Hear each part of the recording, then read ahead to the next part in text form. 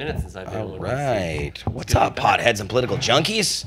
You're watching Cannabis Culture News Live. Jeremiah here with homie Craig. What's up? Craig X, back in the place to be. Good to be at the Pod TV studio one more again. Yeah, I know now you're in your studio 710 Studios. That's right. Hey, Cannabis Culture's live. Check it out. Look at that. What do you know? So I'm glad it showed us somewhere. Hey, it that works. We're actually live here. Yeah, and we I got the new don't- Studio did I get my 710 that I'm chat doing up? Expert Joints live out of on Thursday afternoons. It was cool doing it here, but that other place is doing it cool too. You've been there. You I know how love it the new is. studio. I gotta say, I'm a tad jealous of your outdoor studio capabilities as well. Wait till y'all see it in the summer, you guys. I know. I can't wait till you guys do that. Is it working? We're good. Okay. Boss Lissa's on the boards. What's up, Mouse? Yep. And I like the layout of the new studio. It looks Thank you, man. cool. We got curtains now too. Got some curtains. Nice. What's up with the audio a little bit there? We're gonna get some. Yeah, foam there's a tiles bit there, of too. you gotta work on the little echo. It's an empty room at the moment, so it's hard to get the sound perfect. But so 2 weeks ago we got some curtains to install. Just blisters are almost gone from putting that up.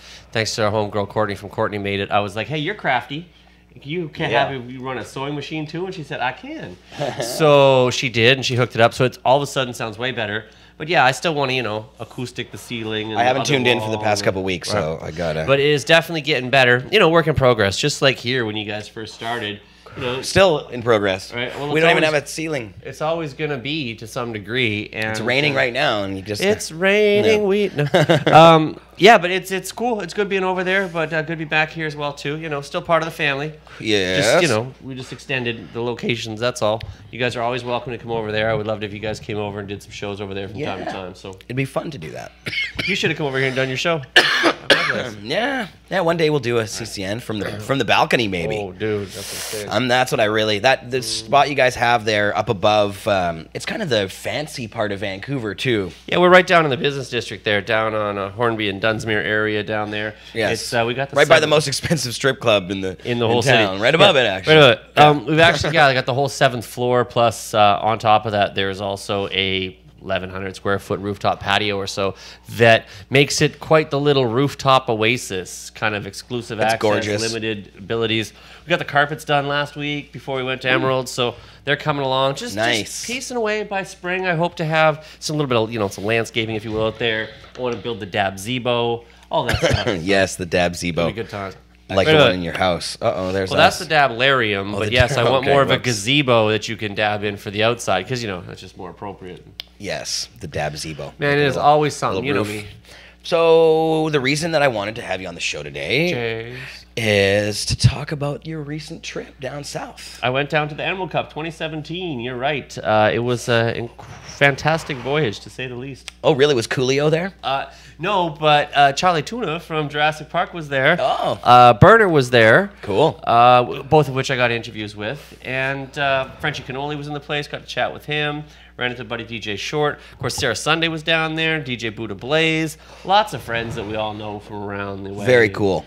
Yeah, it was great. Much as I kind of told Jer, I see it as kind of like as if 420 got to go to the PNE, like you're at a fairgrounds kind of deal. Because, you got your little pathways with all the concrete and stuff, and you got some grassy areas and shit. And you got, It's like an expo contingent. yeah, you got booths and vendors all laying down that and shit. Of course, you got some speakers inside some rooms and some halls and stuff. And some, performance area venue, like an arena type of style setting and shit.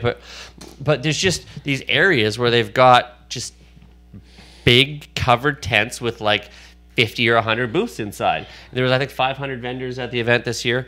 And they're slanging green. Greens and seeds and clones. Cool. And distillates and just, it was... See, that's the way it should be at these expos. It's not just 100%. basically showing your product off or having big pictures of it. It's actually selling the product They at had the expo. jars and jars and jars of it, just all sorts of displays. Now, there was also a little bit of the trade show type of setting where, you get the booths with the fertilizers and the grow supplies and the consultants and the, all the ancillary services that kind of go with it per se.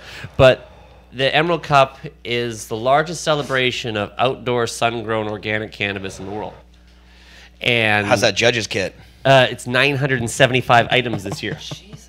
What? How is that even possible to consume even in a year? Like, so they have they give you next year's this year. No, what they do is they don't give you as a general public, you can't get a kit. Right. You've got to be basically, they have a team of judges and they say, okay, you 5 or 10 or whatever, you get these edibles and then you get this vape But what pen. fun is that if the public can't get a kit? Well, The idea is all the entrants are readily available and you can pick and choose because all the people who enter at the kit have their booth there and they're selling their weed and they got all kinds of weed there and so it's just like celebrities that get the kits, like pot celebrities. No, it's their own pre-approved panel of reputable, local, known judges, people they've worked with, basically people that they trust. Yeah. Now it's cool to have a people's choice type of thing, but you can have a little bit of bias in there. Maybe you can have some swaying in there. You can get some inconsistent results sometimes, or people don't submit all their votes and shit. Right. And they come in too late. So they've got a very specific window where they invite X amount of people during about a 1 month period, 3 week period, where they say, okay, you've got this many to do, you've got this many to do. They do a concentrated burnings like during a whole week of things where they have like literally 10-hour days of just smoking and stuff, just some crazy sessions. Anyway, they floated the idea of me coming down to help judge next year as well too. There you go. So I would be one of it is kind of open. It's not just their like core crew. Yeah, it's like friends of theirs. It's some local, well-known cultivators. There are a few like people from the industry who they come into. Basically, people who they know the opinion they can trust and they can value, and people who can huff like a madman. They know I did the Karma Cup and the High Times Cup back to back and did nearly 300 entries in about 4 days. Yeah, and that was good for them. That was. Well, like we have more cup expertise on the show today. Actually, we have Kit and Puff here and the hot seat from the M.O.M Cup. Meow, meow. Penny, Meow, meow. What's going on, Penny? Oh, not much. Excited to be here and talking to you guys about what next M.O.M Cup. Yeah, and we're gonna talk about the M.O.M Cup, and we've even got some passes to give away here. Let me show this off. It's a great time at the M.O.M Cup last year. That was awesome. Got to kind of help a little bit of the co-host and mostly just kind of hang out, really. It was a great event. And you guys are floating. We're going to get into this in a little bit, Penny, but you guys are floating this online judges thing now. So there's all different kinds of ways to judge, I guess. Everybody's welcome. 19 plus, live in Canada. There's a way for you to be a part of it. So it's just pretty fucking cool. Right? Personally, I like it when the more people have access to the judges' kits or the samples or what was available or is available. And I kind of like the idea of an industry panel, yet as well as like a people's choice kind of category. First, second, and third is picked by maybe a select group. Yeah. And then maybe there's a People's Choice Award for those who want to get in on it. Or you should be able to buy the kit full of all that stuff. But you get an event like Emerald, had 1,200 last year, better part of 1,000 this year. Yeah. How are you going to price that out? Yeah, that'll be $6,000 for the kit, please. Right. Who's going to buy that to enter and shit, right? So the one thing I loved about the M.O.M Cup last year was just the mix of entertainment and activities. Yeah. And this year you got even some more innovative stuff going on that you're bringing into it. So it was very cool last year, actually. Yeah, I'm really excited. Yeah, this year is like we're trying some new things. We took everything we did last year and we're trying to like build off that and see what works, see what didn't. Oh, God, don't build off the dick painting. We're not allowed to have them back. No paint rule at the venue, actually. Because of us. No paint rule. No paint rule because they always had the no glitter. Apparently we were just no paint either. And it was our fault. Well, hopefully he doesn't find anything else to use. Well, I'm trying, guys. I'm trying real hard. Man, if that would have been do some bead work or something. If that would have been bigger and badder than last year, crochet. I don't know, man. That was awfully. Yeah. I'm trying to at least meet this year. No, it was a great time. The M.O.M Cup is a fantastic event. Shouts to you, Asia. All of the various amounts of high chicks that there are out there. Yes. We're going to get into all the details. You have videos of the Emerald Cup. Yeah, I sure do. So basically, on your show that was the other thing to plug. So I've got like 3 pretty crazy videos too. We got the Friday getting ready video. We've got the interview with Burner video. Yep. And I've also got the... Burner. Yeah. He's the dope rapper. Didn't he come up with Girl Scout cookies? Or was that one of his crew? Cookies is his thing. Cookies, yeah. Cookies is his thing. Yeah. He's also got a new album, The Big Pescado, coming out January 16th, featuring fucking everybody. And so we got a chance to chop that up. That was really dope. And then also I've got a full-on recap of the entire event it's like literally like 12, 13 minutes. It's massive. So we're not going to play it here because it'll hijack the whole show and you got too many guests. We got too much to do today. You got 3 choices at this point. One, you can go back after this and watch the replay of my show from yesterday, Expert Joints Live Supreme with Envy. It's on the Pot TVs. It's also on the expertjoints.coms, the Cannabis Life Networks, the YouTubes, the Facebooks. It's all there. Go through there, and through the show, you'll see all of those interviews, videos through there. Also, Cannabis Life Network has a bunch of them up, and expertjoints.com has the Friday and burner videos up, and the recap video will be going up shortly. So you can check all those out, Dope. see the fun that I had, and then go get your tickets for the Emerald Cup 2018. Yeah. What are tickets worth for that cup? Do we know? I think they're like cheap, like $30-$40 or something like that. Yeah, really, really affordable.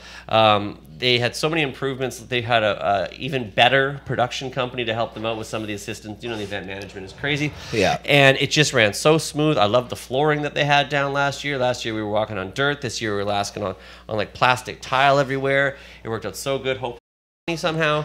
Yeah, that'd be nice if we... Man. Mud pit, it always worries me. Dude, yeah, it was fantastic. Just a hell of an event. Shouts to Tim Blake, Taylor Blake, the Blakes, for the organizers of the event, for having me down there, putting it on. Shouts to Cannabis Life Network for running around and keeping up with me. We also did a little bit of shooting with Skunk and Highway as well too. Cool. There, so there's Oh, more they were there. videos. Nice. Yeah, there's more videos to keep coming up as well too. So lots of stuff. Always a shitload going on with me, you know. Always. And when my last plugs with me this week coming, or on Sunday, I'm going down to Washington to go to the Dope Magazine Awards.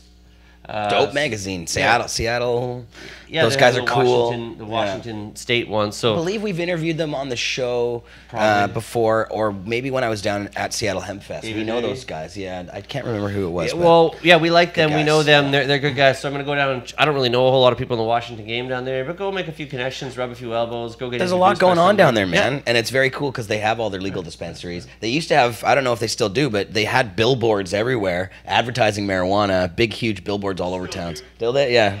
Mr. Killer. Cookie, man. Well, we'll be going to check. Yeah, I'll trade you seats in a minute, Cookie. Yeah.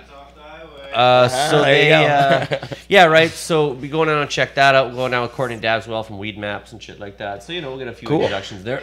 And then I got next week on the show is the Kickdown Special, where we're going to be looking at some of the products, sponsors, and artists, including hopefully Max Sean, Daz Dillinger, hopefully on the show next week. Yeah, that'd maybe be dope. Maybe.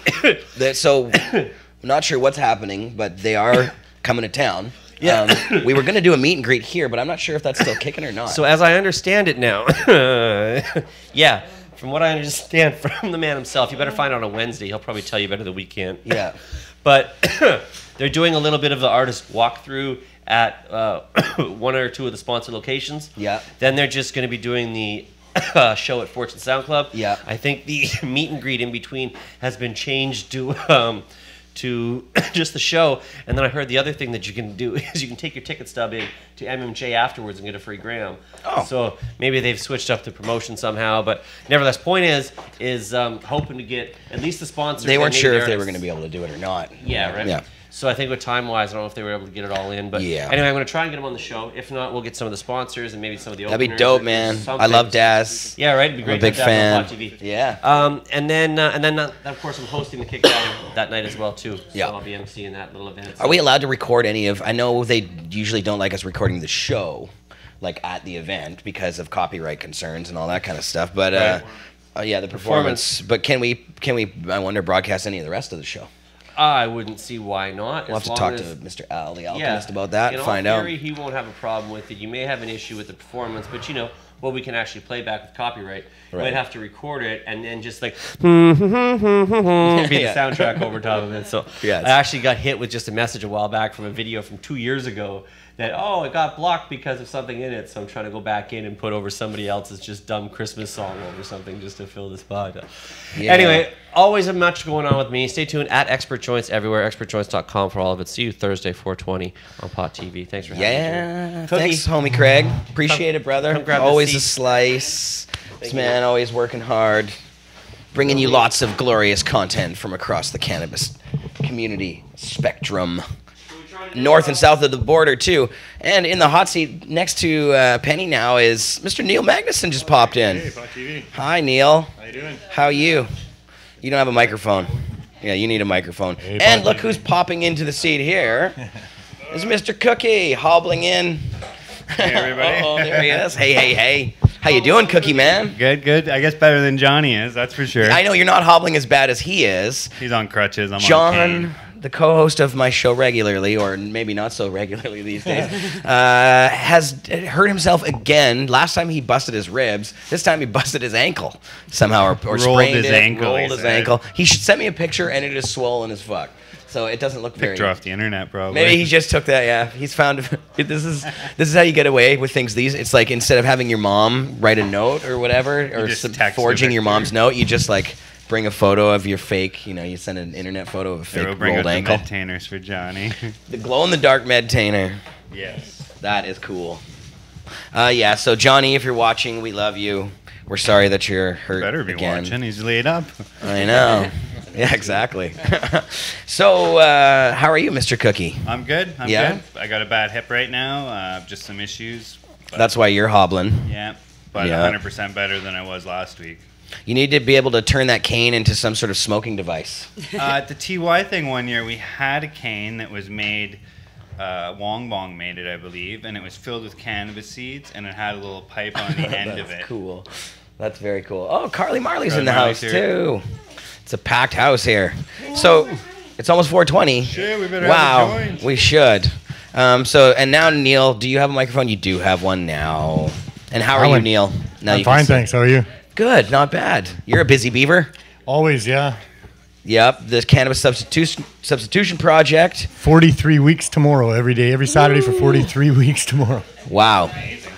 And Neil's written a new article that we're going to talk about in a little bit on the show, but we got to do things one topic at a time around here. We're getting ahead of ourselves. Sure, and the Mom Cup, I'm here for that too. You're here, so you guys can both talk about them. He's You're wearing the wearing the shirt. shirt. He planned it. I did. That's really why Neil does all this activism, is just for the free shirts. I have so many shirts. Yeah, he's got every shirt. So many shirts. Yeah. I know. It's my inheritance to my son. When I die, he can take my shirts. I'll have signed them all by then, and he can auction them off. So Brilliant. I feel the same way because I tend to get a couple extra ones from like 420 or whatever. So my closet is just like full of shirts from things. Jared just wears Yeah. the 420 shirt for a whole year. He's like, pretty oh, much. medium size, got a whole bunch. Thanks. It saves me a lot of shopping trips, Just Yep, all. I never have to go buy shirts. Yeah. So the Mom Cup, guys. Mom Cup. Woo. Amazing stuff. I'm waving around some passes here for it so you can see the logo and artwork here. Judges pass. And we're going to give one of these away, or a few of these away. I guess we have a few. Nice. But I wanted to talk about you guys about what is planned for this year. So, Penny, what is on the agenda? Can you tell us about what it's going to look like and what the Mom Cup really is? Well, the M.O.M Cup is sort of a nod to our all the mail order marijuana companies, and they're kind of special because like here in Vancouver, well, we can like walk down to the corner and buy weed. A lot of places you can't do that, and so these kind of companies are really important. And I think it's really important that they kind of get the same sort of nod that everyone else does. Hell yeah. That's kind of how it started, and I guess what we're trying to do is like much like the other cups, just like bring good people together, bring the advocates together, people who want to learn more about it, and come down, be entertained, meet people, just network in general. So last year we had a lot of speakers, we had some entertainment. This year, Some entertainment. a little bit. I believe we Little set bit. the bar for Maybe entertainment above I know, it's kind anyone- of tough. I'm worried about this year. I was like, I've got some good stuff in mind. Some things are coming together, right? I don't want to say anything right now because, just wait until, the signatures are down and People everything. will not but be disappointed with the Wait entertainment. until even the if we can't ball tell you what it drops. is quite It's yet. gonna be giggle. Yeah, because last year after Brent Fraser, the penis painter, I suggest you look him up Yes. if you haven't yet. He painted a picture of Justin Trudeau for us. It was brilliant, Certainly did. brilliant. A dickhead with a Brilliant. dickhead. Totally Yeah. surprised us. Showed up in a mountain Dickhead with a uniform. dickhead. How do you beat that, right? Brilliant. Well, How you do you beat it beat with that? a stick or Well, other instruments? that question should go unanswered, I think. Yeah. I'm sure you'll find out at this next M.O.M Cup. I want to find out the answer. Right, Cup I've been right. to. That is Well, the we- most fun cup. Right. Well, we try to do things a little differently. Like it's, I know it's a part of the planning process is to bring something just a little bit different. With it, while still respecting what people have done in the past. And I think we're going to succeed. I think this year we're going to do a little less in like the individual speakers, do more panels, just to create more conversation, more dialect about the things we need to be talking about. We've got a new space, same management, new space. So I'm really psyched about that because Nice. last year we had a lot of freedoms that we're going to have again in a much more open room. So I'm very excited about that. That's going to be great. Very cool. And the one thing we're really doing different is our online judging this year. If you are That's good. above the age of 19 years old and you live in Canada, we can mail you the same judge's pass that we would send to our VIPs, minus the edibles, yes. just for mailing purposes. So Banana it's cookie. really cool. So you can really get involved with that, even if you can't make it down here. So that's exciting. We also have just a VIP judge, which is, just sort of like a souped up judge's kit, and then just a regular judge's kit, which is just samples and smaller things. And also, because we think everyone should be included, that's always something that 12 High Chicks has stood for, is including people and everything. So we're doing a general admission. So so you don't get a judge's kit, but you can come to all the festivities. And you will be able to try what's in the judge's kit. There'll be samples of everything. You will be able to try, and you'll still be able to vote. The vendors will be there. With Absolutely, their absolutely. Yeah. So it's Nice. So that's pretty exciting about, like, we just, it's good. Yeah, that, last year there was a nice dab bar and stuff. right, and we're doing that again. Yeah, another Yeah. dab bar. We're just like I It'll said. be last year 0.20 basically. Yeah, and then some, maybe Nice. points. Yeah, no, 3.0. last year was great. Dana think so. Larson's in the house. Dana Larson's in the Hi, house. Dana. What? Hi, Just Dana. call him out. I know. He doesn't have a microphone yet, but we'll The get charges dropped. It's awesome. Oh yeah, that guy, free man. Yeah. Yeah, Are we'll you- talk are you about a all free man? that on the show. Free man on the left. Free man, he's a free man on the left. No, you're Yeah, not. that's how he's going to go to court if he ever has to, as a free man. Just don't sign your name in capitals. or smalls. Yeah, or whatever. Yeah, is that what it is? I don't Just know. don't sign your name. What the hell? You're free. You don't have to sign nothing. Right. You don't need nothing with that stuff. No license, no nothing. Yes, well, we won't get into that whole thing. Sorry. So, yeah, general admission passes as well. Very cool. Right, so like So I- everybody's included. Everybody's included. Everybody's included. People at home across the country. Online Everybody, judges, if you wanna that'll be be a- a good Everybody. thing. I love think the that'll be really online popular. judging. I think so. Online I judging's think there's- awesome. Yeah, That's I one think- thing that No Cup has done that I've heard That's right. of. And it Well, I shouldn't have kind been of before. wondered. Right, why- and why because not? it was 'Cause a it's mom actually- cup, I figured that it might be an option at one point. That's Right. right. Because Then it is I- Mail It's Order kind of Marijuana. ridiculous They that know- it wasn't they know how last to year get the thinking thing about to it. a It's a person, great so- idea. They have stamps. That's true. Right? Yep. Envelopes, yeah. Yeah, envelopes It's and just stamps. it's They have just those. that easy, right? I mean, if we can't get it to them, then we're probably throwing the wrong cup, aren't we? So the chatters are begging to know when. This is February 23rd to 25th. You got it, 2018. Here in the city of Vancouver. Downtown East Side. You I don't got know if it. that's No, right. pretty much. But Pretty new, much. new improved location, same management, so same sort of location, privileges. Oh, nice. It was really fun Same last privileges, better Yeah. ventilation, Nice. Yeah, And so, if people want to Yeah, get it's involved, It's beautiful. what's the website address? It's 12highchicks.com. Yeah, www.12thaichicks.com. and then there's a button at the top left corner for You got it. Yeah, Mom /shop. Cup. Yeah, yeah. Plus, we're always putting out articles every week, and there's always lots of stuff, lots of back catalog. We've got some really fun writers out there, so definitely worth Yes. checking out. And one of them's sitting right next to you. Yeah, That There's a guy. couple of And us. Neil One just published, had two a published. published article this week or last week. 2 in the last 2 weeks, I believe. Yeah. One on Cannabis Substitution Project, another one on Cannabis Day 2015. Yeah.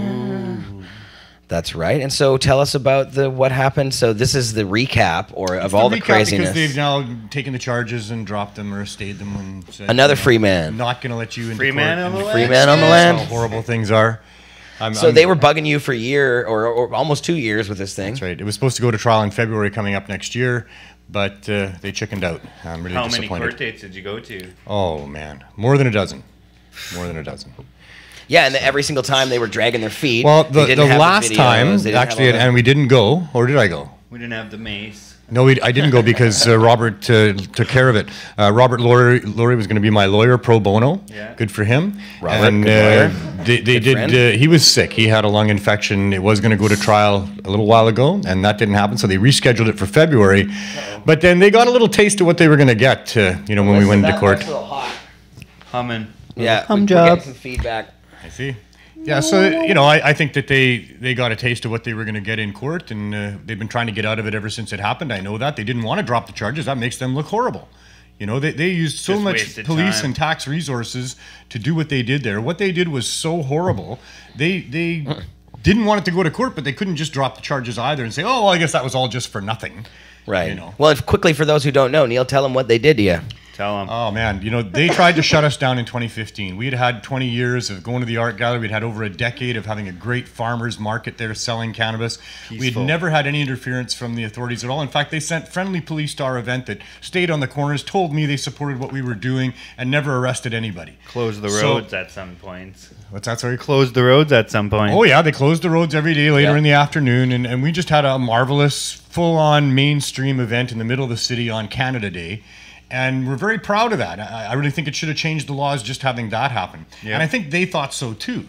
So in 2015, they sent letters to Jody at Cannabis Culture saying, we can't have you doing this. You're not going to go to the art gallery and do your thing anymore. We protested. They said, well, you can do it underneath the Cambie Street Bridge, let you use that property. Well, Cannabis Culture is not the event. We don't sell tickets to the event. That event is not closed off for only people allowed in or anything. Right. It is an event that's grown organically over time. Cannabis Culture has been there from the beginning and facilitated that event and made sure that it happens properly so that we can educate the public about the horrible things that are going on with prohibition and our public servants. And so they tried to stop us from doing that because we got too good at doing it.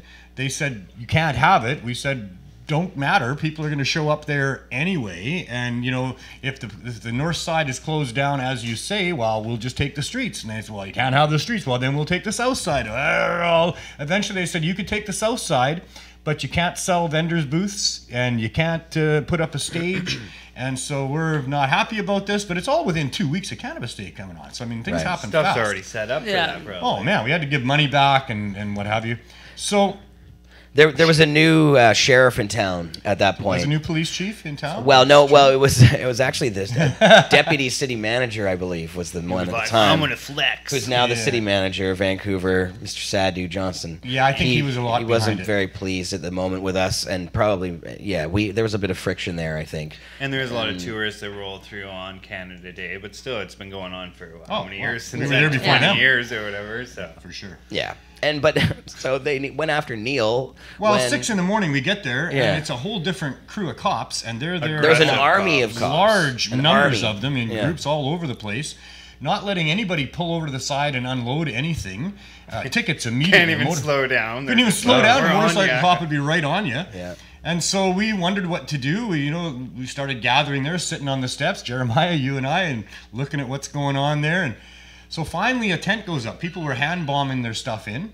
And Vanessa sets her tent up, and we watch the city engineers and the police go together in a group of about 8 or 12 of them and head for her tent and tell her to take it down. Jeremiah and myself and a few others went over there right away as well. And as Vanessa was taking it down, I said, Vanessa, you might not want to do that. So she didn't ask why. She just very, very happily pulled that leg back out and stood there smiling. And at that point, the cops told the city engineer to go take it down, and he reached for it. And I said, sir, if you touch that, I'm an officer with a federal party in Canada here. We're protected under the Elections Act. If you touch that tent, you're subject to at least a $5,000 fine. So he backed off. They went over and huddled up with the VPD. They got on their headsets. Is this true? And they walked away. They were choked though. They weren't happy about it. You could see, but they walked away. Once they walked away, boom, boom, boom, boom, boom. A bunch of other tents went up. Shortly after that, like Saturday morning. yeah. So shortly after that, I see an elder VPD guy with gray hair. First one of those I'd seen all day. So I went up and talked to him and said, sir, what's going on here? This is wrong. You guys are creating a lot of anxiety amongst us. We've been coming here for a long time. We are going to have our day here. We are going to sell cannabis here because that's the bad law that we break on purpose because we need that changed. And he said, yeah, you're right. And, we're going to be reasonable about that, he said to me. So I took that as a go ahead, have your day. And I went and took out my jars of weed and put them on the table in front of me. I had an instant lineup of people there. People have been waiting for somebody to put some cannabis out. But within about 10 or 15 minutes, the cops that were there were moving closer and closer. They were doing like the 1 step back, 2 step forward shuffle. And In a lineup of them. Well, so I put it away. And- I put my jars yeah. away and went back to sit on the hill with a friend. And Brandon Steele, the VPD officer that was running the video camera for them, he called me over, motioned for me to come and talk to him. And he said to me that, we're going to arrest you if you keep selling cannabis. And I said, really, you're going to do that? You would give us that kind of amazing video of you guys being that kind of bullies against this protest here? Well, you go ahead and do that if you must, but I'm telling you, we're going to keep selling cannabis because that's what we do and that's what we're going to do, and we're doing it as good Canadian citizens that feel obligated to break these bad laws. They were being creepy as fuck, though. They were walking around with their camera, getting right in people's faces, Yep. and like spying on everybody. And there was And virtually like an a gang army of them. Yeah, there was like so 5 or many 6 of them. people in a row with the camera guy. It was creepy. And they All get right in your face. sunglasses with arms folded and shit. And that's what's worse. When they put the sunglasses on, it came right up to where we had our lawn chairs on the grass, and they would stand above the lawn chairs and hold their arms like this, just like basically putting their chests right in our faces. They were looking for a confrontation that day. It was. Yeah, looking back on it, And we there's were no just question. like, whatever, man. We're smoking weed. Fuck you guys. Yeah. Well, And then you know, when I they- didn't even say I fuck didn't you continue guys. selling. I knew just sat on something the was note. up though. When they came and they started beefing like that with putting their chests out in our faces, all of a sudden we're like, what are they doing right now? And they strategically went to a whole bunch of different spots and standing right inside of our crew. And I stood up and addressed that from my place on the grass there a couple times after I sat down. And I said, you people are causing anxiety. You're going to be charged with causing a riot if you continue on like this. Stand down. Walk away. Right. Not a flinch. They wouldn't move, right? And so then I realized there was a handful of them that were staring through their sunglasses right at me and not even blinking. They wouldn't even take their eyes off me. So I thought, well, I'm going to get up and go for a walk and see what happens. And I went to go to get up, but I couldn't even get up off my haunches before they were on me. There was 12 VPD that marched in fast in a line and grabbed me. Of course, we had been preaching hug power to the VPD and to our community for a very long time. And that happened, you know. Friends of ours grabbed on tight to me. The cops had trained for it. Because once they had the big scrum going with people hanging on to me and them trying to drag me out, another 12 VPD marched in, surrounded the scrum, backs to it with pepper spray, keeping everybody else away. Yeah, one guy grabbed me and like shoved me in front of the cop car or in front of the paddy wagon when they were throwing you in because I came around the other side, kind of like, what the fuck's going on? And then he was just like, you can't be here, and just like. Pretty much So picked many me up people off that the day ground, have their stories I of was just what like, happened to what them. the fuck's going on? And then I realized, like, Yeah. And eventually they did pull me out of there. They almost killed me, I must say, and I don't say that lightly. One cop was trying to break my arm before that. He was just twisting as hard as he could up behind me, and I just looked up at him and I said, what are you doing? I'm not even resisting where you. am I going? Yeah, I'm not even resisting you, and Right. you're going to break my So arm. unnecessary. So he backed off, and that was good, but then shortly after that, something crossed my windpipe and closed it down. I found out They that were in stepping movies... on your head. Well, there was all that knee- going on, kneeing your but head, on my yeah. neck, I couldn't breathe Yeah, at all. I that couldn't knee get on anything neck. in. And I found out that in movies, when you see people screaming when they're being strangled, that's not true. That's You bullshit. can't get It's a true. sound out. I would have loved to be able to yell and say, you're killing me. Well, and that's why people kind of get it's almost like a stupid move they do because they know you're gonna kick and squirm because you can't yell, and now you're super resisting, so we gotta beat them down good. That's why they Like, do and it, I see probably. that They were lots, so yeah. brutal. They were Yeah. just so brutal in that pile. And thankfully, at the last second, the thing came off my neck, and I could get some air. But I really thought for a few seconds You were that it was fading it for to me. black. That You it- were that like, it was I'm going down. Yeah, Crazy. that was that for that. They pulled on me so hard. On my friends had a hold of my leather belt. The cops had a hold of my arms. I had bruising all up and down my chest, all up and down my arms from that. Eventually, they did get me out, and they had formed two lines to get to the paddy wagon. But David Malmo Levine, the originator of Hug Power, wasn't going to let it go. so he dove through their line, grabbed me like a football tackle. We went to the ground. I said, David, I'm pretty hurt, man. I think they're going to arrest us. We should probably let it go. So he didn't fight much beyond that, and they did get us up, and then he joined us in the paddy wagon. They didn't put the handcuffs on right, and I got my hands out of it. They left my side bag on me, and I had a couple joints in there. I had my phone with me, so we smoked joints in the paddy wagon. We took pictures and posted to Facebook and stuff, and listened to all the people outside, chanting "Let Neil go." And amazing stuff. That was my end of Cannabis Day. My only recollection beyond that is I'm at a police station in a jail cell, and eventually Kirk Tusaw is on the phone, and I can talk to him. Nice. And I said, hey, what's going on, Kirk? Are they ever going to let me out of here? And he said, well, not until the rally's over anyway. I went, rally? Like, the rally's still going on? Straight. And he goes, oh, yeah, they're having a great one. The speakers are more powerful than ever. I said, are they selling weed? He goes, oh, yeah, lots of people selling weed. And the VPD, nothing. Great. So I went back to my cell with a little skip in my step and realized it was probably around 4:20 and I wasn't going to get to do O-Cannabis for the first time in over a decade. So I belted out O-Cannabis from my jail cell. Best I could do.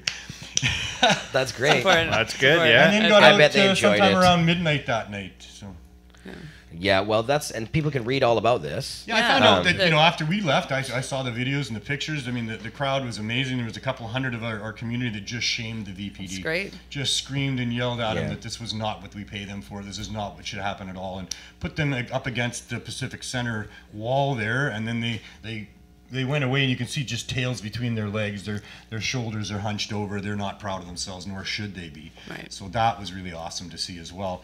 I guess the other thing that I'd add in there is that when I got out, I found out through the media on the news that the guy they arrested, being me, had been arrested for selling to minors. And I was just really pissed about that. Because I wouldn't sell to minors just on principle. Not that I think it harms kids to any great degree, but certainly at a public event like that, I wouldn't sell to minors. I wasn't selling to minors. That was a lie that they used to manipulate the press. It is, yeah. That's just why to they told call it something. They're like, oh, he was selling to minors. To justify, because the press is like, well, why would you go after them since you've been letting it happen for so long? Yeah. They had to have something different. Exactly. Oh, he was selling to minors. Yeah. No, that's probably just what they came up with. And I got all the video. I got their video. I got our video. So well documented. There was no minor. There was one person there in a hoodie that looked like he might be a minor until he turned away, and it was like a 40-year-old East Indian guy. And that was that for that. Like a smaller guy hooded up. He's just like, yeah. But since then, they've left us alone. Well, there was no smaller guys. Nobody was small. There's no kids there with baseball hats on, crooked, going, "Hey, mister, can I buy some weed?" We wouldn't do that just on principle, right? That should be. But the cops haven't bugged us since then. Like no, and in fact, this past well, the next Cannabis Day wasn't good. The VPD were there similarly as well that day. They were in 2016. They were actually. They were, yeah. And of course not causing as much trouble though. That other dark side cannabis group was there, and they really flexed their muscle with the VPD doing what they were doing, and they kind of made it a bad day for us there, and that was their intention. Yeah. So last year was great because we managed to reclaim the day at a different park down by the CP terminal there on Main Street. Yeah, that was an awesome train station. And at that one, the VPD came and talked to me. They sought me out and they said, "You guys are going to be good here. We're not going to bother you." Right. So, and they didn't, and we had a great We actually even floated that idea to them beforehand about that park. I believe Dana and I went and talked to them about that, and they were cool. Dana's here. So Dana's here. We'll talk to Dana soon. Yeah. So they were okay with that. They just didn't like us at the art gallery, or I'm not sure what really happened. It's July 1st. I mean, it's supposed to be legalization day. Yay! Yeah. Deadline or not, but I mean, it's gonna be a big. That'll be Cannabis Day for sure. That'll be a hell of a Cannabis Day. It will be. Now that's and we're gonna do what we're gonna do, right? Yeah. Looking forward to 420 from a protester point of view this year Last as well. protest, hopefully. We got a lot to protest about, and that might continue for years. Maybe next year we can charge admission. It's going to be more of the same from the press. Oh, well, since it's being legalized, why do you guys have to have a protest? I've heard a lot of rumblings in the last little while. People are talking about, those 420 people, they don't need to have their protest anymore, and there's no smoking allowed in parks or the city like that. So, and they actually referred to us as bullies. They thought the 420 people had become bullies. We're bullying people into That's ridiculous. Making them smoke. That's sheer pressure. There was like just some really bad smutty media though. Like the CBC ate the whole thing alive 2 years ago, right? Like one close-up shit, like look at the garbage. It's like a neat little pile in the middle of a field, and I'm like I was yelling at. I remember yelling at some friends because they're like people who I expected to like kind of have our backs a bit. They're just like, oh look what those stoners did, and I'm just like, look at the picture. Try to make us look bad. Look at the picture. Like you can see around it. It's like clean grass. Like here's somebody had taken some photos, of course, right after the event, so you could be like, look, this is what you're fucking angry about. I think it's just that they need something sensational to report on. You know, like I don't even know if they're like have any real. It might be true, Jeremiah, but I'll tell you, we have a serious issue coming up with the continued stigmatization of cannabis users. Oh, sure. That's like. Absolutely. We need an apology. Trudeau should get out and apologize. Well, absolutely, give it a few years. Because without that apology, we're still being stigmatized. And with his form of legalization of making sure that the kids have less access to cannabis than they did before, and all the rest of the reefer madness bullshit that's being amped right up, that's because they haven't come out and said, look, those laws were wrong. Cannabis users are making a smart consumer choice in what they're doing. People that were breaking those laws were good Canadian citizens that felt obligated to break bad laws, and of course we should. This needs to be addressed from the very top, and it's not being at all. They're continuing the reefer madness. They're continuing the stigmatization. Because they have to save face now. Is actually more prohibition. Probably it's more law enforcement dollars and less freedom than we've had before in many ways. I agree. Well, but I mean, overall, I do think that it's going to lead to more freedom across the board on every level, because as they allow more stuff to be legal, it doesn't mean that other stuff is just going to stop, because the black market will continue. You think all these extract companies are just going to disappear because they're not going to allow them to exist? Oh, it's legal. We're done. Until they can be mainstream, they're going to continue where they are. The model will have to continue to change to legalize what's already part of our culture. So, I just don't see... Well, I mean, it has to sort of, or else we're just going to continue to have years of oppression and criminalization and jail court time cases for people and... Yeah, ruining people's lives, ruining families. This I don't see how they can... so bloody flipping wrong. I'll tell you, I'm really pissed about it. They just had hearings here in Vancouver the last couple of days, and all the talk is about what Health Canada will allow. What the fuck are you talking to me about what they will allow? Who allows me to do anything? I do whatever the hell I want. If I'm hurting somebody, you better stop me, and I'll be happy you're stopping me, and I'll go with that, because I'm not here to hurt nobody. Nobody should hurt nobody. That's a responsibility that comes with the free right to do what you want to do. Yeah. So, I don't get to be allowed by my public servants to do things that aren't harming somebody else. And it is not the role of our governments to be stifling commerce. They are not there to stifle commerce. Or to They're be there even to part of it. facilitate commerce Well, between people. I would even argue that they should be just completely removed from that aspect. Why does the government get into business at all? Only if there's harms that are being Tax caused, money, that's there's a why. role to play for them in the form of regulations. If it's an essential service like a bus system, then yeah, it's a crown thing. But or your municipality Or like I say, if whoever there's does it. regulations required because the substance, like you should not sell 16-year-olds gasoline like we are now without proper warnings in place You can huff on that the shit containers all that day they're long. buying it in that tell them the parameters of that substance, right? Dana So, said weed is essential. weed is essential. But I would Hell, argue yeah, it is. it's not essentially necessary for it to be in the hands of government, though. I don't think. Mandatory. Make sure everybody gets enough weed every day. Mandatory weed. Federal Sure, everyone has government a little bit of weed should every day. dictate Agreed. that every community in Canada, every municipality needs to provide access to their community to this particular medicine. Yeah. It's a Everyone should have to grow weed. Yes. There should be Hemp for minimum victory. restrictions Yeah, oxygen. that are placed on, or maximum restrictions placed by the federal government. You cannot restrict access in any way except this, and this, and those all have to be reasonable. And that's the thing with regulations is they need to be justified. They need to be reasonable, not overbroad, unjustified, discriminatory, and really harming people in the process. What the city of Vancouver has done with their regulations on dispensaries has caused so much turmoil and hardship amongst the dispensaries that were there, the employees that had to be laid off now, the customers and the patients that were no longer able to get the access to what they had been getting used to. That is not the role of public servants to do that at all. They only have an ability to step in when there's harms that are actually reasonably able to be demonstrated some way, and that they're significant in some way. Not in what they're doing here. Not just decide, oh, well, we're just going to put these regulations on there. Even though we've got thousands of recreational alcohol dispensaries in our city that cause us all kinds of cost and problems regularly, we're going to put regulations on these cannabis dispensaries that are way harsher than those. They don't Way have. harsher. No, I'd like to say they don't have the right to do that, but it seems unfortunately that they do, because our founding fathers, or this democracy that we live in, does not have in place the mechanisms to keep these public servants in the box that they should be in and keep them under It's control. pure greed or opportunism, and Corruption. this whole idea that they have to protect us from the plant, and that's why they have to be in charge of it. Give me a fucking break. What a crock of shit. We've They're been hurting safe people. now for This what? is- you 100 know, hurting people years? bad. Oh, yeah, This is we're actually good. the work of union people at the BCGEU and the NDP government who love each other so much, and they want to come in and swoop in and treat it like liquor. Yeah. And the whole liquor thing. It's just, I think all of it's opportunism.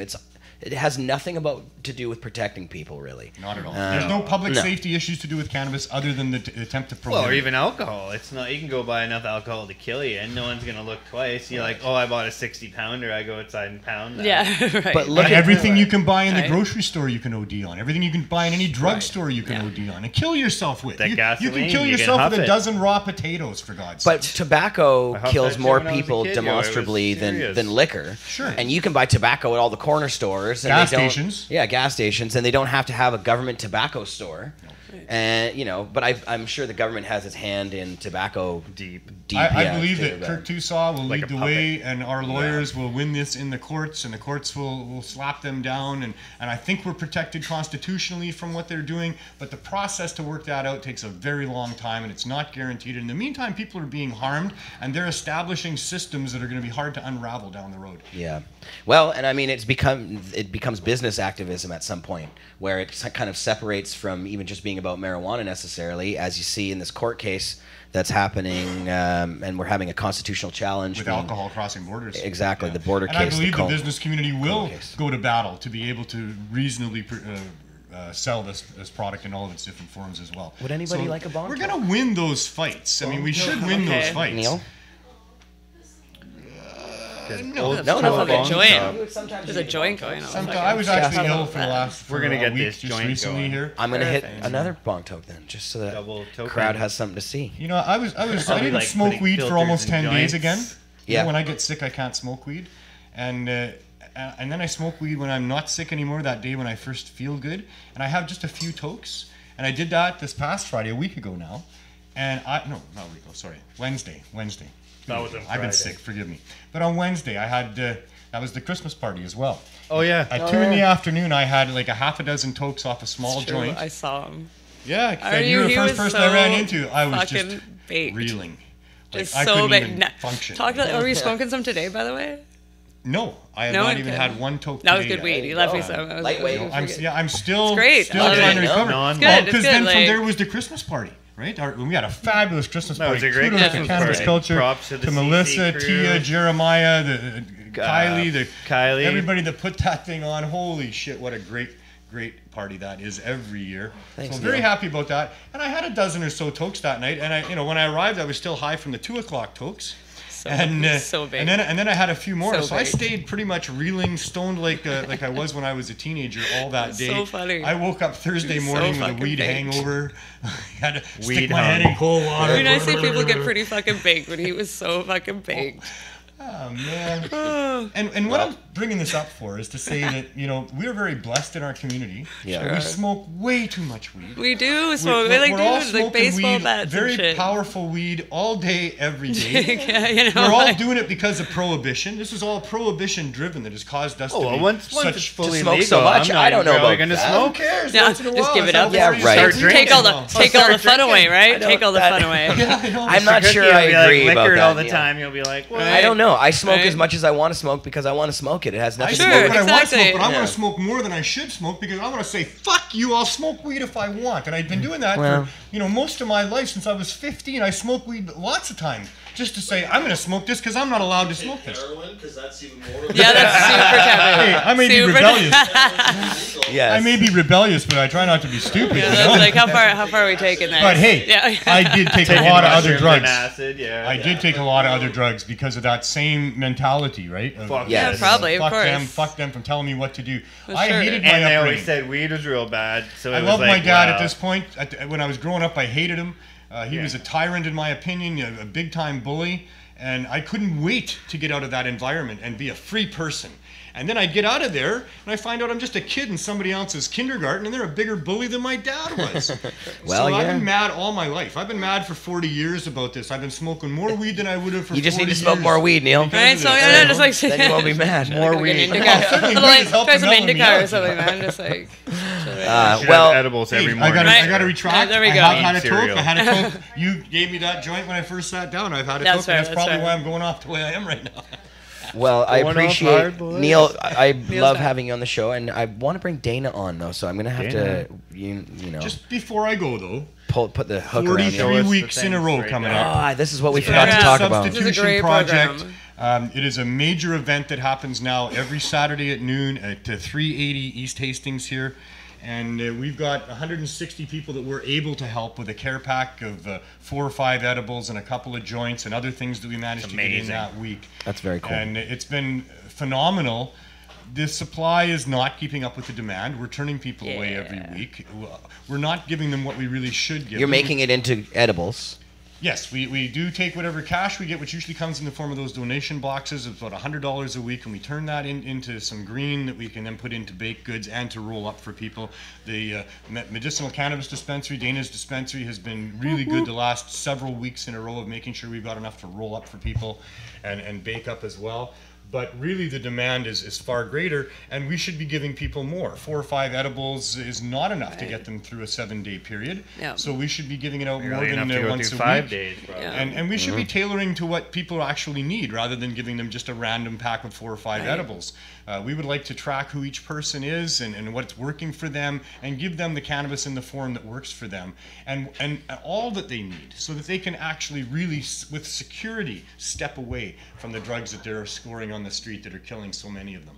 So it's really important that we get this substitution project supported. Yeah, And, it's a great program, I think, especially like in light of everything that's going on, and just it's. And When we you are do- in transition too. There's processes involved with Vandu to take it over, but that I found out yesterday at the board meeting that's going to take months.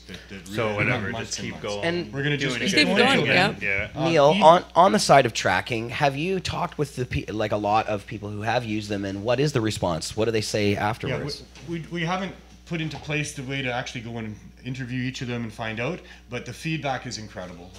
At the table there every day that we're there, so many stories about helping people sleep, helping them with their arthritis, with their knees, with their back, with all sorts of different things. They're eating, they're sleeping when they didn't before. There's lots that have told me, hey, I'm not using that stuff anymore, and every time we hear that, everybody claps inside. They're Awesome. yeah, that's what we're here for. Nice. That's what this is about. It's great. So the stories are very compelling. The organization as a whole is really there to represent people and people's stories. The stigmatization that happens in our community with cannabis happens times 10 to the people that are using the hard drugs and the opioids. And those people each have a story that would curl the hair on the back of your neck. They have gone through so much trauma since early childhood and beyond, stigmatized throughout, scapegoated by the forces that want to keep drugs prohibited. And it's a horrible, horrible thing. These are the abused children of our society. These are the people that we should all really want to help more than anybody else, because they deserve it. They've not been dealt a proper hand in life. So it's important that we get those stories out. It's so valuable that Vandu formed to be able to represent those people with those stories and to try to counter the stigmatization. Because in the general public, what they're told by their politicians and media is that drug users are just all bad people. They're just horrible scumbags that, choose to not work and all the rest of that. Where in reality, these people are facing such barriers to move forward with their lives Well, they in ways just have that to are get their fix productive. every day, so they have to work to that, and Yeah. they can't focus on anything else. So Right. that's, it's If they had proper The medical monkey care, on the back. and actually Yeah. the population that the downtown east side and Vandu represents is actually a much larger population of people that aren't down and out and poor, that live in the mainstream and come from all walks of life, that have been traumatized since childhood and never been able to come to grips with how to function properly. So some have resources, and they are under the care of healthcare professionals that provide them with opioids in ways that work properly. I mean, the right dose is the thing with just about any drug, right? Yep. And the right drug and the right dose is what's going on. But street dealers, they don't give a shit about dose. They don't know nothing about dose. And people that are just suffering in pain, well, they're just want not a dose, capable of really yeah. helping themselves properly either, even though they're trying to self-medicate. So we really need to step up and help these people. This is one way of doing this. Is the cannabis community coming forward and saying, we'd love to help you. We'd love to help you by giving you cannabis, because that's what we're about, and that can really help you as well. So please support our project. Check it out online. The Cannabis Substitution Project is a Facebook group at this point. Sure, One day yeah, we're going to get full ourselves a website. Yeah. And we may form into a not-for-profit charitable organization as well. We're not sure. We may merge with the High Hopes Foundation, which has been operating parallel to us for almost as long on the downtown east side with pop-ups. And there's also Eden is now rented a storefront that they're going to open January 1st, right at Main and Hastings, for the sole purpose, initially in any case, of giving away cannabis. But they're only going to do it in the form of caps. They're going to select a 40 group of people of about 40 from our lineup to come and take part in their program, and they are going to track them properly and try to wow. give them That's what they need. fantastic. That's great. So that's awesome as well. Good and that's news. happening. So That is lots of very stuff good happening on news. this front, and certainly chapters should be starting up all over the place. I'm in constant conversation with people across Canada and other places Any that big want to do city, this. for sure. There's 2 that have started up already. They're into their 3rd week now, coming up tomorrow in Victoria. 2 separate groups that are doing the same project Nice. in Victoria. And so, and Vandu has chapters also across Canada. I'm looking to form more chapters to represent users in other places where it's an issue too. The chatters want the link to your Facebook page. Well, there isn't a Facebook page for this program. It's on Facebook. You and I talked about it before. We're going to get a Facebook page or a website at some point. Right, you have a Facebook page. We have a Facebook page. It's Cannabis Substitution Project. Cannabis Substitution Project. Just type that into Facebook. Type that in the search. Cannabis Substitution Project. Yeah, and get a hold of me if you're a grower or a provider and you can help and you want to help. We need more product to give away to people, and we thank everybody every week. We put in a thread into that Cannabis Substitution Project page, and we thank everybody that helps us. There's a real good core group that's been there, and a few that come along, different weeks and help us. Do you have an email address for that? Not for that. No. For that, I have my personal. Do we have a Neil at Cannabis Culture address for you? I don't think you do. You should have one. I'm freedomtour06@hotmail.com if anybody wants to get a hold of me that way as well. Growers want to get a hold of you. That was back in the day, eh? And Freedom Tour, well, that was the tours we did across Canada to talk about the issues in starting in 2006, and that's why it's Freedom Tour 06 at hotmail.com. Nice. So, well, thanks Jeremiah. Thanks everybody. Merry Christmas. Christmas. Probably have a show before Christmas still coming up. I maybe one more at least. I do believe, right? There was one more. Yeah. Well, let's keep everybody warm and safe and happy this Christmas, and I wish you all the best. Thanks, Neil. Neil Magnusan. Dana Larson. And Dana Larson's here, handing the microphone off. And we're keeping Penny around as long as she can. Sure, yeah, we got some passes to give away still. Exactly, we haven't done all the stuff we're supposed to do I know, we still here. got stuff to do. So I know, that's Neil, all right. we always hijacks the show. We love it. See ya. Good, how are you? I'm doing good. What a happy surprise. It's a good way. It's hijack, H-I-G-H. You got on that the high wave. Hijack. Hi, Dana Larson. Hey, it's good to be here. Good to hear Neil talking about the cannabis substitution and all that. We're happy to help support that and give them cannabis and goodies and things. Nice. And same with the High Hopes Foundation as well.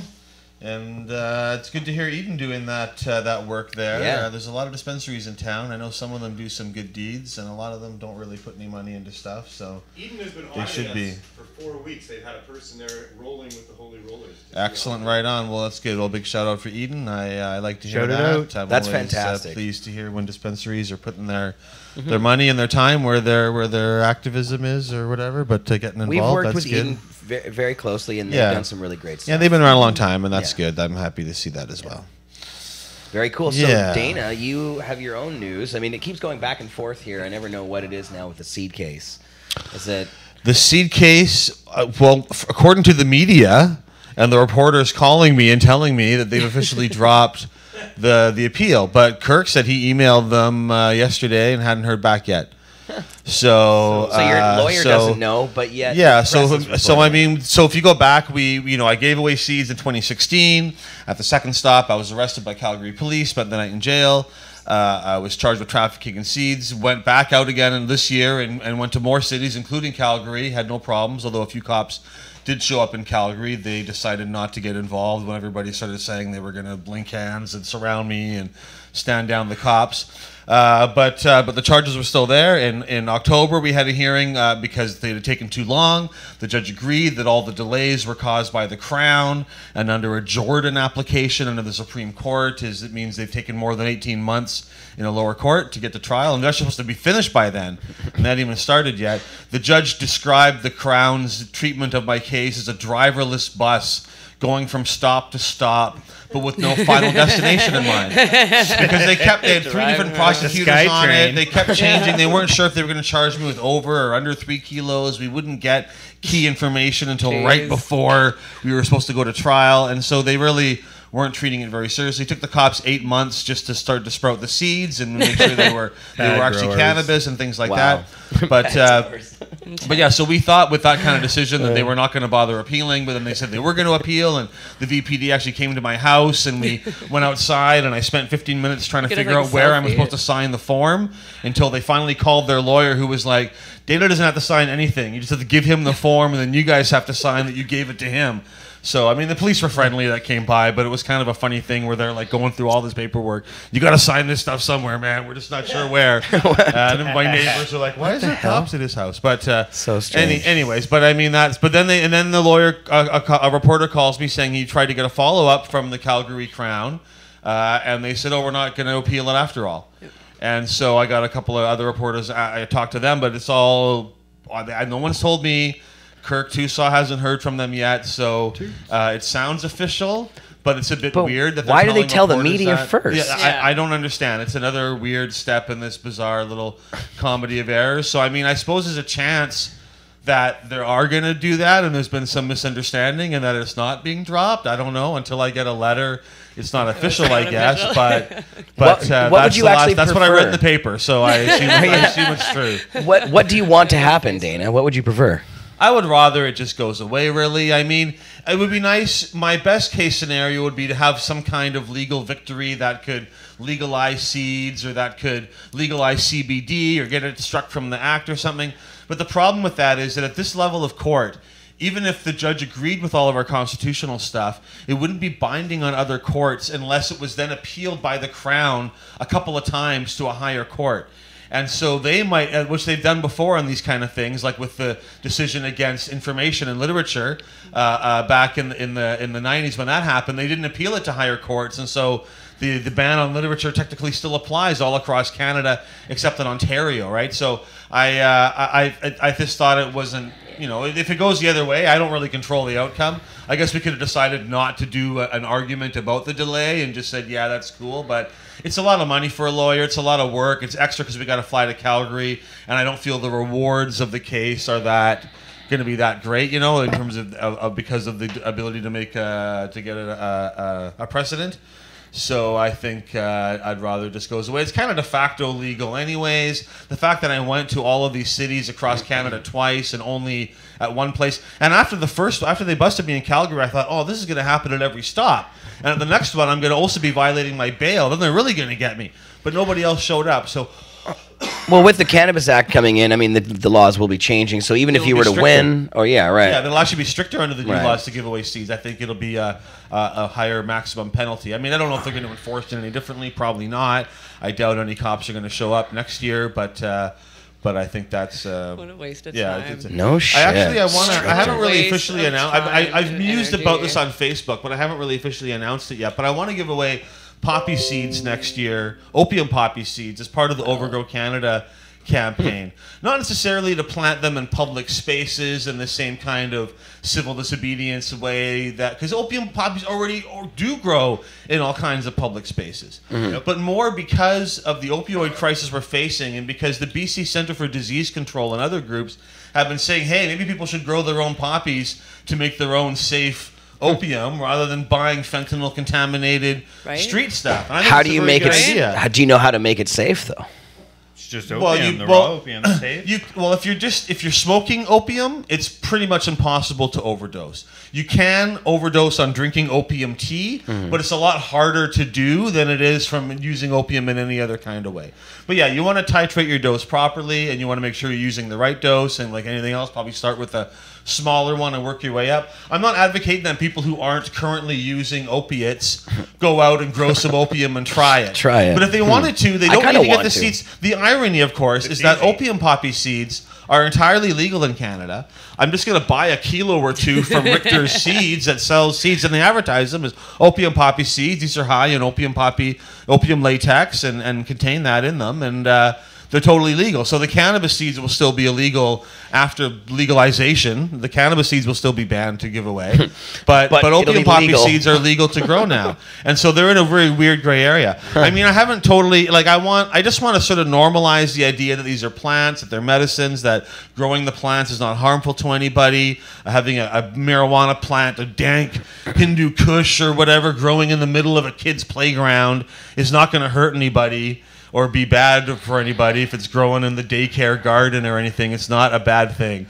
How do you transfer the poppy into something that you can smoke?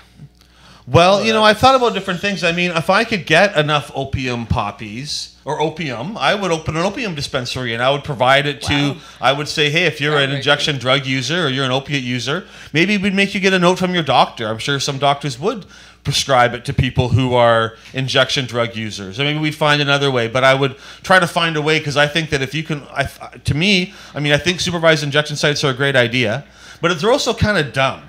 that you're saying to someone, here's a clean needle for you to put your street drugs in, and then if you overdose, we're going to catch you and inject you with the medicine to bring you back again. I mean, that's all fine, but the key thing is there, why aren't we just giving them clean drugs? And maybe say, hey, instead of a needle, if you want to inject, okay, go ahead and inject. Here's a clean needle, here's some clean drugs. But maybe you'd prefer to have some opium tea or smoke some opium or try some other kind of substitution thing instead. Or this marijuana. Maybe you'd prefer some marijuana, right? Or maybe, but we don't offer any of those, or some kratom. You know, kratom's great, but we don't offer any of those options. And all of those are safer than injecting. If you really want opiates, if marijuana's not going to cut it for you, if kratom doesn't do it for you, and you need good opium, a lot of those people, I think, would be able to smoke or drink opium tea, maybe some really strong opium tea. And, you know, drinking opium tea's got some issues around it, but they're way less than any other, you know, than injecting fentanyl, right? Like, they're way, way less. And so it's, you know, not going to be perfect, but then nothing, what in life is perfectly healthy for you, right? But I don't have a bunch of opium, and so I can't do that. And I've thought about, you know, but maybe I could crowdsource it. Maybe everybody could mail me the heads of their opium poppies and send them to me or something, and I could put them all together. I don't know if that's a crazy idea. I haven't really got that figured out. It just sounds kind of crazy. It's partly symbolic as much as it is practical, right? But I do think, you know, that giving away opium poppy seeds, especially the dichotomy that they're illegal, but cannabis seeds, or they're legal, but cannabis seeds are banned, and the weird. That is strange. Well, it's just it's this weird thing about pot that they're just treating it like this nuclear substance. Right. It's, you know, it's so strange. Yeah, you know, I agree with all the criticisms, but there's a lot of good stuff in this legislation too. Yes. And it's getting better. I haven't heard of any changes from when it started that have been worse. Like they got rid of the 100 centimeter plant limit. Bing, that's an improvement. They are talking about microbreweries much more seriously now and having smaller scale production. Yeah, what Kirk's coming out with is pretty good. I mean, there's still a ton of flaws and it's still too restrictive, but it's also going to be the best, most open federal cannabis system anywhere in the world. Yes. And that's a big thing too. And it's not I don't think it's possible for one country to make a totally ideal system all by themselves, because a real ideal system would have a lot of lack of controls. And realistically, if we had cannabis available for $1 a gram and our farmers were growing dank nugs by the thousands of hectares, there would be a lot of diversion to other countries. People would be trying to, like, I think that'd be fine because more people need marijuana in other countries, but I understand a certain amount of restriction, right? But they're only getting better, I think, and so, you know, it shows that lobbying and pushing at this point can have an influence, and it's only, you know, I think BC, we need to be looking at our provincial government and talking to them, make sure that they put out the right kind of rules around this, that we find a way to include dispensaries. I think it's going to be at least a few more years at least of confusion and weird things around dispensaries. And I'm not sure every dispensary necessarily has to like be able to sell weed in the future for this to be a fair system. But it would be nice if people that are already doing this can continue to do so with some kind of signing some paperwork and some oversight. And I think we should start meeting with more city councilors, Dana, and because I went and had a meeting for an hour with Adrienne Carr in her office, and she wasn't really aware of a lot of the issues I was bringing up to her about how ridiculous this system is and how it's, you know, making unfair situations where landlords can extort people, or, you know, just a whole host of problems with the way that they're setting the regulations up. And so she said she's going to take that back to the city staff and see what she can investigate and find out. I don't know how much they are aware of what's going on and how much it's the city staff kind of doing their own thing, because they do have a lot of autonomy and there's a lot of stuff going on at City Hall. And although we all think about weed and dispensaries all day long, the mayor might think about it a lot once in a while, and then he doesn't think about it because he's got other stuff to think about too. Well, and they're not allowing anybody to sign up, so anybody new isn't allowed to take part. Yeah, there's no more new things allowed. And my dispensary, or one of the two that I am on the board for, just got approved by the Board of Variance for the second time. The city staff were clearly sending places back. The guy before us was there for his third time, and it was a mistake on paperwork done by the city, which he corrected about the hours that he was supposed to be open, and they corrected on one thing but not the other. And then they made him go back to the Board of Variance again to get it reapproved, and the board unanimously approved it. When we went through the first time, the board was only 3-2 in our favor.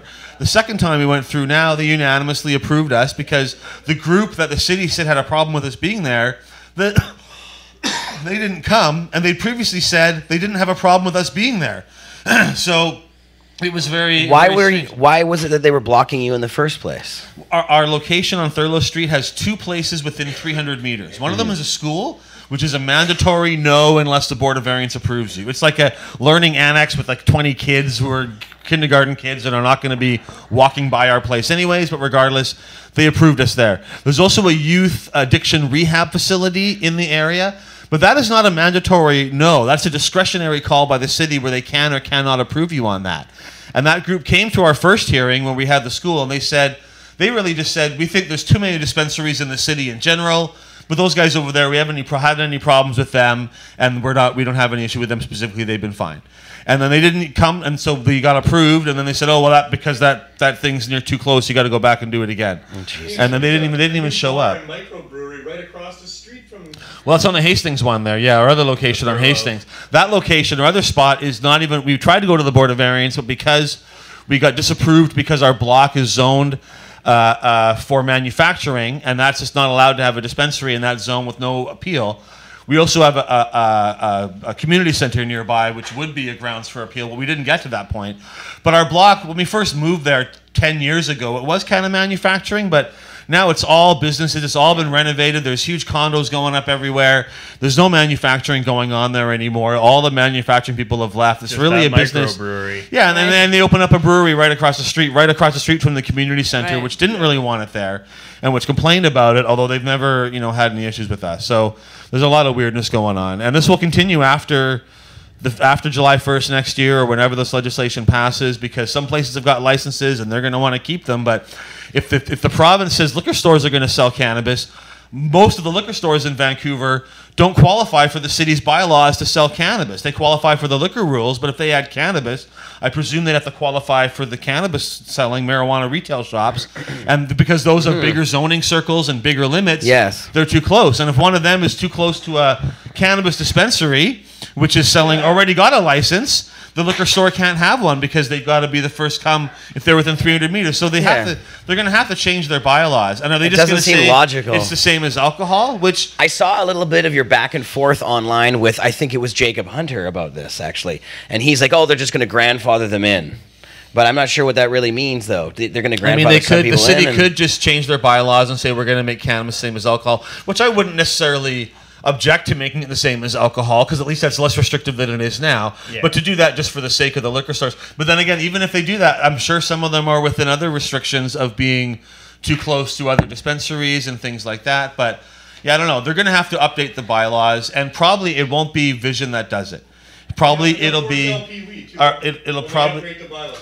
Well, eventually, and said I'm not against selling LP weed if it's a system where people can, I don't want to sell tweed and Tilray weed or canopy Like weed, but if it's an open enough system that there's a lot of my current suppliers can become LPs, then of course, and that's ultimately it's going to have to be some kind of license somewhere to sell cannabis. Like I think you need a license to sell apples and things too, right? So there's going to be some kind of permitting system involved, and you want rules around it to make sure it's good. But I think that's right now we can't most of our products aren't even legal and aren't going to be legal July 1st because all the extracts and edibles. And so I think it's going to be at least another year, and that might take them longer because that's going to be complicated for them to make rules for all this stuff and figure out how to bring their food rules in line with their cannabis rules and how to put this together and how to deal with all this stuff. And so until that happens, I think dispensaries still have a good argument that we're providing, at least to patients, things that they can't get anywhere else that aren't really legal yet, but which the courts have ruled are necessary products, all the extracts and edibles and those kind of things. So I think there's still openings there for court confusion and actions on both sides and that. But hopefully, what I think is crucial in Vancouver is who wins the next election next year.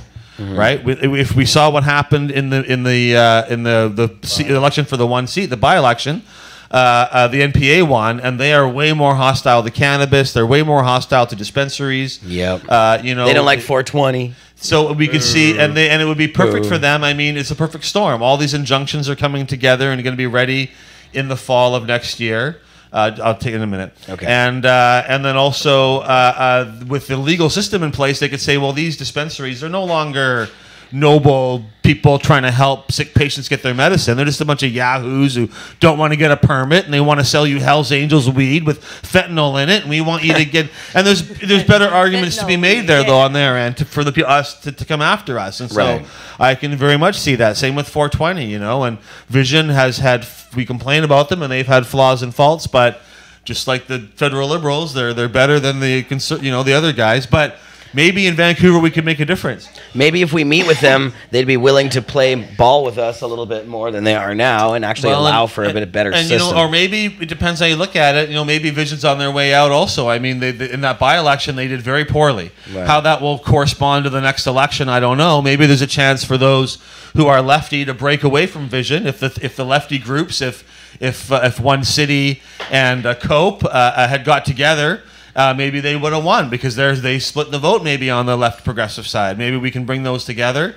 We should start talking to all of them, essentially. Yeah, but I mean, getting the left side, making a new left party or coming together under some kind of new banner or having something. I don't know. A lot of heavy hitters from Vision are leaving, and more might decide to go too.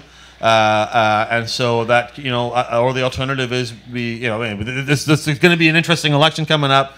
And if the NPA wins, I don't think it'll be great for dispensaries or for 420 or for the stuff that we want to do in Vancouver. Probably not. So I think we need to figure out whether we want to get behind Vision and try to work for them, despite complaining about them so much over the past 4 years, Yes. or whether we want to try to make our own new party and try to work with everybody else to really get something progressive in there that could be even better than what we've had. One that'll really stand up and will say, dispensaries are good, and we'll do things like what Oakland and I think Los Angeles have been doing, which is trying to carve out spaces for people who have been victimized by cannabis prohibition to profit off it and get involved and actually make them preferential for licenses, like the reverse. If you get a cannabis criminal record, come to the front of the line. You probably know what you're doing, right? I mean, you got caught, but at least you probably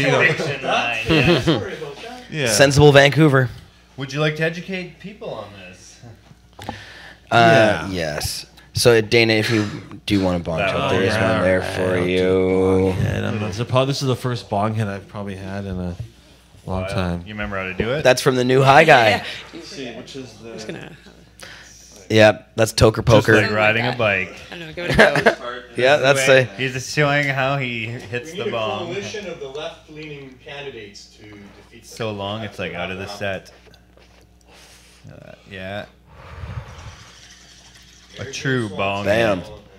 Look at that, old school. Very nice. And he's smoking. What are we smoking on? The lemon hash plant. Lemon From hash. Cannabis Culture dispensaries. Store. Yep, lemon hash plant. This is from actually the vending machine, but it's really Vendo. nice. This is From yeah. Vender. It says it never made it into the machine. We hijacked it. So yeah, interesting stuff, Dana. So many things to talk about. I guess Horgan. Bong ripped. We thought that maybe they would put it all in the hands of private dispensaries, but it's going to be this government purchasing thing. So how does that affect it, though? Doesn't that make a big difference? We'll have to buy our weed from the government directly.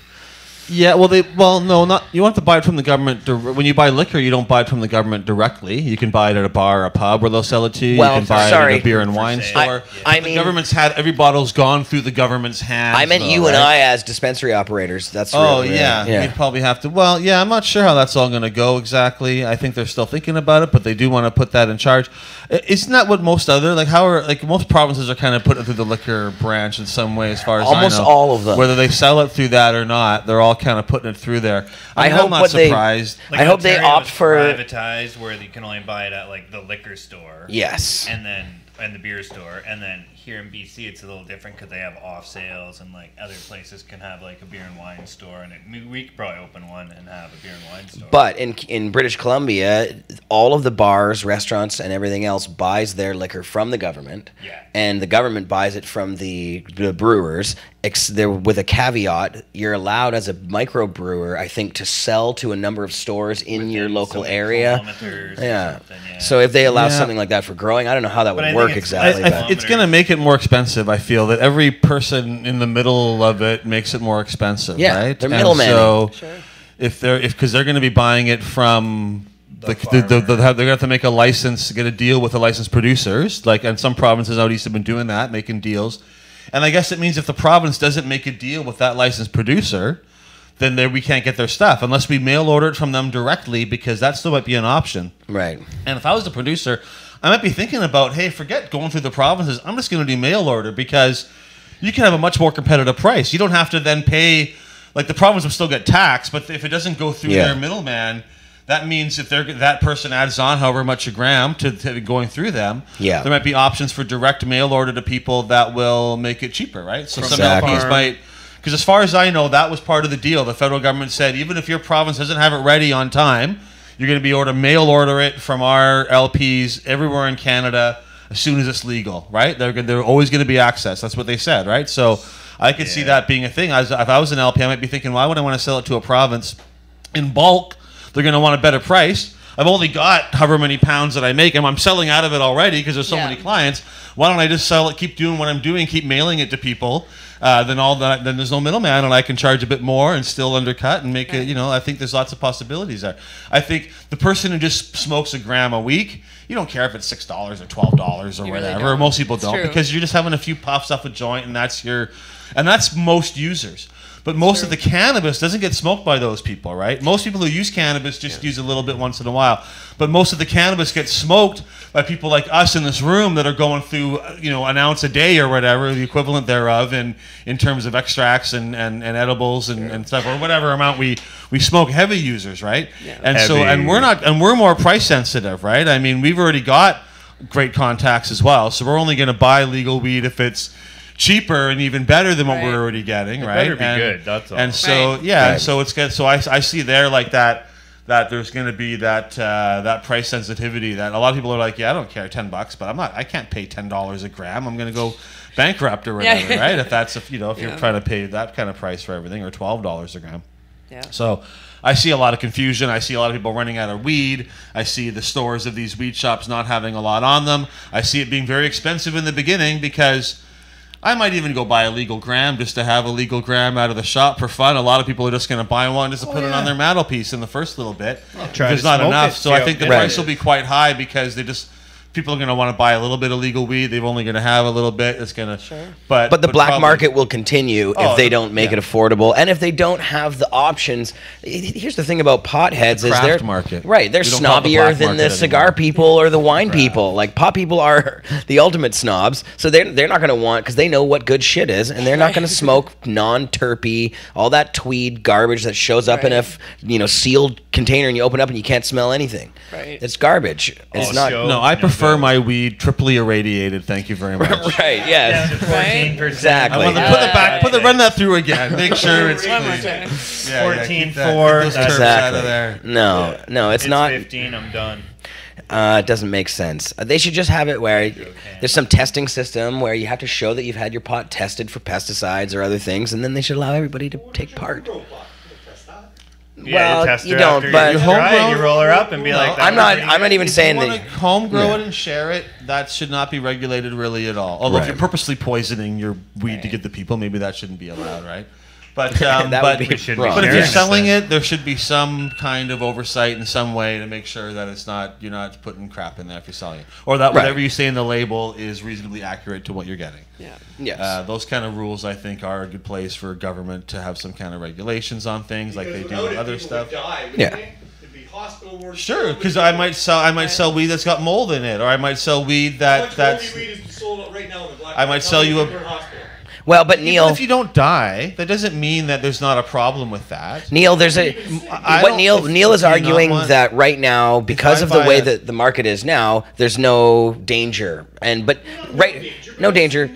Right, but right now though, Neil, especially with edibles, if you think it's weak and you eat too much cannabis, that can be harmful. People don't like that, right? So I want labeling, and even if the mold isn't going to kill me, if the label says mold free, I would much prefer that somebody is checking on my behalf to make sure it's really mold free. No, that's fair. Just like with an apple. If you buy an apple and I want it to be, if it says organic, I would hope that somebody's kind of checking to make sure that it's organic or not. Maybe stuff slips through. And here's the thing. Right now, Neil, according to Neil Boyd, smoking is different than, only 5% of marijuana right now comes from the big organized crime groups. The rest of it is coming from mom and pops. So that has its own built-in built-in mechanism where people aren't going to be, when you're not growing cannabis on a huge scale, there's less contaminants and less things that get into it, for one thing. But you also have mom and pops who care about the product, who care about the people that they're giving it to. They're not in it for just making all that profit. Once you get big corporations and even gangs who do it on a large scale involved, they do put things like pesticides or myclo and other things in it. Yeah, and right, you can get bad shit on the black market right now. Some of those things are gangster terrible. weed. Avid, that's like a neurotoxin that kills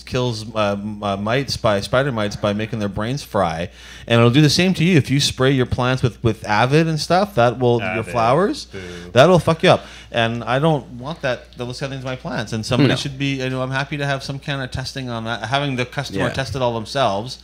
That's not the burden where the burden should be. If people being harmed by that, then everybody else would also. We don't actually know. We don't actually know, and I wonder sometimes if some of these tests that show harms from cannabis, I wonder because they're not really testing the harms from cannabis. They're testing the harms of street cannabis, which may be contaminated in other ways. So you don't really know for sure those tests that say things what's really going on there. And there's that hyperemesis syndrome that you know a lot about because you've suffered from that. And there's some people that argue quite convincingly, I think, that there's certain types of pesticides or things that can be in cannabis that can potentially might be driving that. We don't really know for sure. And it'd be good if it was legal and we could figure those things out or whatever. But I mean, cannabis in itself is not very harmful or not harmful at all and beneficial in many, many ways. But that doesn't mean every cannabis product is necessarily the same way, right? And exactly. You can make those vapor pens and you could put other stuff in there, and people argue about whether propylene glycol is good for you or not. And some people say it's harmless. Some people say you get popcorn lung and weird shit, and who knows, So especially those it kind sure of doesn't things, feel good on the lung. Pens could become very, very popular in the future because they're not really smoking. They're easy to titrate your dose.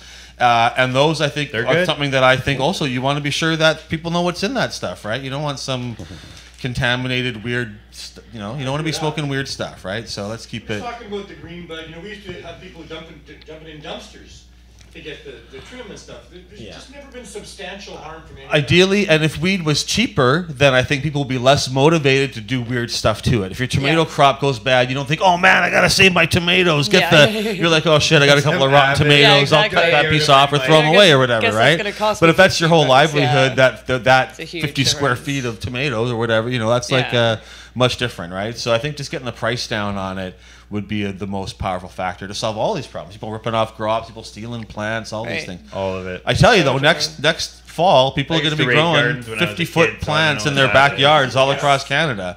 That's great. People are going to be growing huge plants, and there's going to be some kids climbing the fence and stealing their neighbors or their dad's or their mom's weed from the backyard or whatever, and people are going to freak out.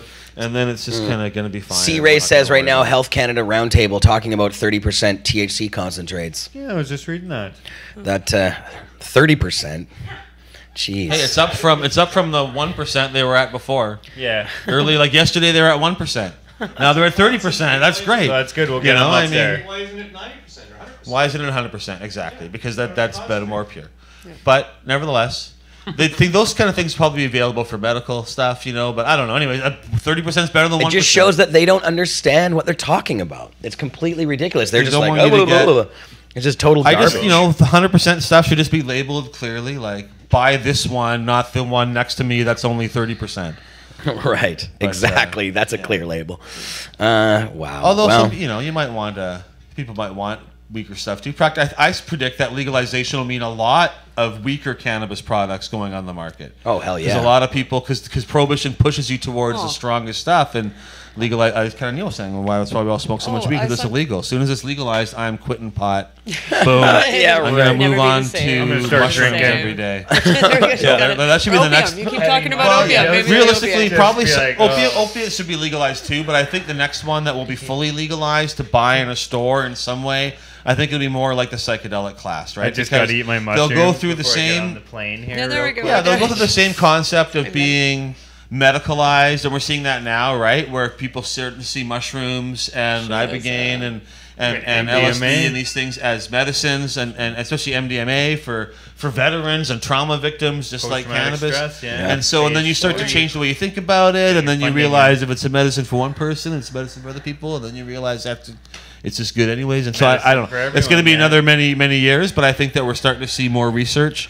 And into psychedelics speaking of that, this is a good little segue here. I have a video. Segue. Have you ever ridden one of those things? I've never been on one, but I have. Before we lose the segue, I have a video about it's some CTV coverage about.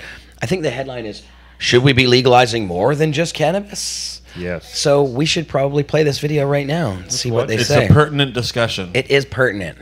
Okay, let's throw it on and see. Pertinent. There might be an ad. I don't think the ad will be pertinent. Impertinent. It will be. The only Funny how place those to go words don't for really outdoor mean the gifts this opposite. season is Here's the Cabela's ad. Holiday Hunt Sale. It's the holiday hunt. 50% off Cabela's suede slippers and save 40% on Cabela's AP Gray Rifle case. For everything the Queen. Cabela's, Headies in shop there. in store. Queen and Elizabeth. online. She was born into the All right, reptile. here we go. Crisis weighs heavy on the minds of first responders and addiction experts and family members. Some are calling for a new look at Canada's drug policies. Here's an example. In 2001, Portugal decriminalized personal amounts of all drugs. And since then, the country has seen a dramatic drop in overdoses, HIV infection, and violent crime rates. So people are starting to wonder, could that model of decriminalization work here? Joining us from Ottawa is the Executive Director of the Canadian Public Health Association, Ian Culbert. Good to have you with us this morning. Good morning, Anne-Marie. All right, run through some of the evidence for us if you can. What evidence is there to support this argument that all drugs should be decriminalized? This is a positive route. Absolutely. So as you mentioned, Portugal has seen a really dramatic reduction in the number of active addicts. They've seen reductions in the number of cases of HIV and hepatitis C transmission. But most importantly, they've dropped their number of overdoses to 3 per million. Right now in Canada, with the current opioid crisis, we're looking at 79 overdoses per million every single year. And we've got to do something different. And the Portuguese model gives us something to aim towards. What's interesting I found in reading about the Portuguese model is that not only did they decriminalize the drugs, but they also increased social support services. And that's really one of the crucial factors for success. First, they recognize that people who have an addiction require support to battle that addiction and reintegrate into everyday life. They're not criminals who need to be punished. Second, they supported and invested heavily in those wraparound services, in health services, mental health services, housing, addiction support, all of those crucial elements to help people get back on their feet and reintegrate into society. Yeah, that idea of those 3 pillars, one of which being that you look at somebody who is dealing with an opioid addiction as an addict, as someone who needs help, and not throwing them behind bars. What is the risk, at least for us here in Canada, of decriminalizing all drugs? Well, certainly some will say that, and the critics will say that there's an increased chance of increased use of drugs, but there's really no evidence to support that, as per the example in Portugal. Certainly some politicians are going to be afraid they're going to be viewed as being soft on drugs. But in fact, the only risk is that we're going to start treating people like human beings and not like criminals, giving them the proper supports to reintegrate them into society. And who knows, we may actually save tax dollars because it's cheaper to support people and give them treatment to fight their addiction than it is to incarcerate them. It's a real change in thinking, Ian, especially for people on the law enforcement side or in our courts. Which groups in Canada are the most resistant to looking at decriminalization, and why? Well, actually, it's our entire society. We've been indoctrinated with really Victorian attitudes about drug use, that it's a weakness, it's a failing, it's a lack of moral fiber. All of that's just nonsense. This is a health issue. It needs to be treated like a health issue. We don't talk about drug use, and most people don't know very much about addictions. When they think about the opioid crisis, they'll often have an image in their head of that street-involved person who's down and out, and may have very negative feelings towards them. But in today's opioid crisis, we know that the majority of overdoses are happening in people's homes. So it's that middle-aged construction worker who had an accident at work, who was prescribed too many painkillers, and then is being forced to stop using them, but there's no plan to wean him off those medications. And suddenly, he has an active addiction that he needs to take care of, so he's forced to go onto the street, buy drugs that are probably contaminated with fentanyl, creating just this cycle, downward cycle for him and his family. So we need to change our attitudes about addiction. We need to learn what addiction's really about. It's about having physical or an emotional pain that you don't otherwise have the tools or the skills to deal with. And so you want to numb that pain, and you use opioids or some other substance to numb that pain. We need to help these people, not throw them behind bars. There is the argument, though, Ian, I'm sure you've heard it many times, where if you operate in a mode of compassion, like what you're suggesting, that people will take advantage of that. There's always perhaps a small minority of people who may take advantage of the situation, but as we've seen in situations like Vancouver's downtown east side, where Insight's been running for years and years, and where they've really done a great job of doing those wraparound services, health and social services and mental health, people are desperate to get out of their addiction. And once they can trust the people who are coming to them, that they're not going to be stigmatized, that they're not going to be criminalized, they really do reach out for that hand of hope and to be lifted out of the horrible situations they find themselves in. Ian, we pride ourselves on being a compassionate country here in Canada, but what stops us from being compassionate to those with addiction in our own country? Well, we have decades of messaging that drugs are evil and that drug users are subhuman almost. And we're more than happy to marginalize those people. It's somebody else's problem, but it's our problem. And we have to come together as a society to say, we create this problem. Anecdotally, a young man who had recovered from a heroin addiction once told me that 90% of his fellow heroin users were victims of physical, sexual, or emotional abuse. And that 90% of that 90%, it was incest. There's much bigger issues that we need to be dealing with. Drug use is the symptom, it's not the problem. And until we get past that, we're never going to get ahead of the opioid crisis in this country. Ian, fascinating to talk to you this morning. Thank you. My pleasure. Yeah, no. But a little stretcheroo.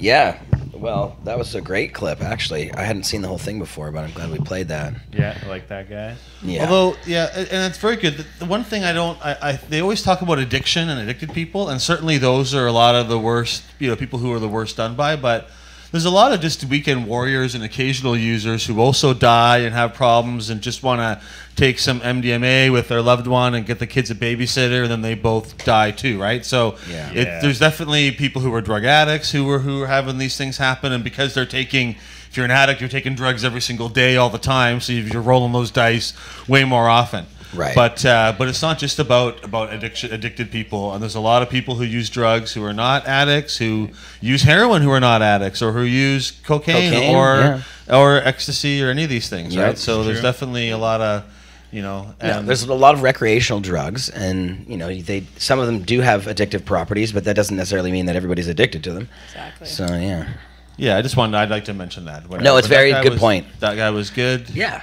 He was he was talking about a specific group of people, but you're right. I mean, we can't forget about those people as well. Like, the people and those are the ones that really are stigmatized as well. Like, for some reason, anybody who wants to use drugs for recreation is thought of as really bad. Right. What we need in this but you can drink anytime. Yeah, exactly. We need free drug testing available. Yes. And that's something we talked about in the Vote Watermelon campaign. It's something the city's doing a bit, but they're not. It seems to me like, first of all, why didn't we start this years ago? It seems like an obvious solution. It's not really that expensive, and not just testing for fentanyl, which is what they have now. They give you a little strip, and you can just test for fentanyl. Test for everything. But that doesn't really. You should be able to test for everything. So that at Shambhala and a lot of other music festivals now, you can get your drugs tested. You can get your LSD tested. You can get your MDMA tested. There's a group called Anchors that goes around and does it at the festivals. And I mean, they could even, if the city could charge people for it, but if you can't pay, that's okay. That's what I would do. Say we're going to charge you a certain amount, but no one gets turned away. It's like a voluntary charge, but we're going to try to recoup donation costs. Or whatever. Yeah, whatever. By donation, we encourage you to donate, but you don't have to, and have it be widely available. It would cost the city some money to subsidize that, and the better solution is just to have drugs that are pre-tested. But the city can't do that, like when you buy in a store. But if the city can't do that necessarily, at least they can test them for you after the fact and offer that to people. And I think that would be a great service that would probably save a lot of lives. And they have it now where you can get it tested at the injection site, and that's good, but that's the safest place to overdose at also, right? So I mean, it's not, they should be giving you take-home tests and like just putting them out there like condoms, right? They should be wide, like the fentanyl test should be widely available. Just be like, I don't know if they can do that for the more detailed testing. It requires like a spectrograph, but they can have a van that drives around. And you just buy a few of those. And I've been thinking about just doing that ourselves or offering that, just getting a testing thing. They're kind of expensive, but once you got the thing, the spectrograph tester, you can test stuff fairly cheaply on it. And I've been thinking about maybe just trying to buy one and just offering that as a service, you know, in the city, and just renting a place or getting a van. I don't have it all figured out if I have the money right now to do that, but I think that would be a worthwhile thing, and it would be great if maybe the dispensary community could like come together and say we're going to help people stay safe. You test your weed in there too if you want to, right? I mean, if you're worried about something in your weed, you can test that too, right? You test anything, you know. We may not do your THC level for you or anything, but we can test for contaminants and pesticides and things like that. Right? And wait a second, there still has been no weed that I've actually seen anywhere ever actually, you know, that has fentanyl in it. I've seen it. The only way that would happen would be if you were somebody who weirdly was selling like bulk fentanyl and weed on the same scale, or if you wanted to just hurt somebody. If you wanted to mess somebody up, give them a joint. And I would not be surprised if some or a good chunk of overdose deaths, or some of them anyways, are people getting a hot shot, right? Like they give you, your dealer, you piss somebody off or they want to take you out. If you're a heroin user or an opiate user, it's pretty easy to get you a fatal dose, right? It's not that hard to put somebody over. So I don't know, you know, how much that happens, but I'm sure it does happen on occasion at least. And because really nobody would ever know, right? Oh, just another dead junkie, right? Like no one's gonna examine everyone to see what happened. How would you know, right? Where'd that dose come from? Very difficult. Well, when it gets to the point where you just get a little bit on your skin and you can have serious problems. That's not true. No, the fentanyl on the skin thing is not true. Okay. That's been some of the police have been freaking out about that. In fact, the VPD wants to spend $300,000 on like a clean room where they can store all the deadly fentanyl. Now, certainly, I'd be nervous around fentanyl, and you don't want to be taking it. But it does not soak through your skin. That has been debunked. I've read a bunch of things about that, and my understanding is you don't want to get on your skin and then lick your hands or whatever, right? But it's not something you can't. It won't just go into your skin. Well, that's good to know. You can't just get high by touching it, like it'll dissolve into your bloodstream or whatever. It doesn't work like that. Okay. That's what Kim Jong-il would be using on his relatives, if so, you know. Right. I know there's been issues around that, and there's been a lot of people complaining because the police want to spend all this money on this thing. And I understand if you're dealing with fentanyl all the time, you're going to be nervous and want shit to be clean. Like I have sympathy for the cops on that one because there's a lot of paranoia and they don't really know for sure, and they whatever. It's easy for me to say it when I don't have to deal with it, right? But at the same time, I think that money and probably a lot of the police money could be better spent on other stuff. And that's the problem. Ending prohibition is supposed to mean less police, which we can then spend on other useful things like social workers and help for people who are drug users. But if this is the way it's going with weed, all the cops have more money. When we legalize mushrooms or try to legalize opiates, we're going to have to give the police 10 times as much money to deal with legal opiates or something, right? So it's like, this is a bad precedent that is being created, and they're basically just trying to bribe the cops, I think, right? Because the cops are going to complain about legalization, so they go, well, shut up, here's some more money, stop complaining about it being legal, right? Because the cops are influential, so I think this whole thing, they're just like going to give them extra cash, but it's very hard. And that's why they put Bill Blair there in the first place to try to. Well, and because you don't. I mean, if you're going to legalize it, you have to put a cop in charge almost, like because all their legalization is tacking against the conservative attacks. And it's easy for us to not care about that because we all come from the other side. But when you see who testifies in Parliament, how everybody's freaking out, how the doctors, how provinces are refusing to enact parts of it, you see that politically, I mean, there's a reason why they're taking that marijuana is not good.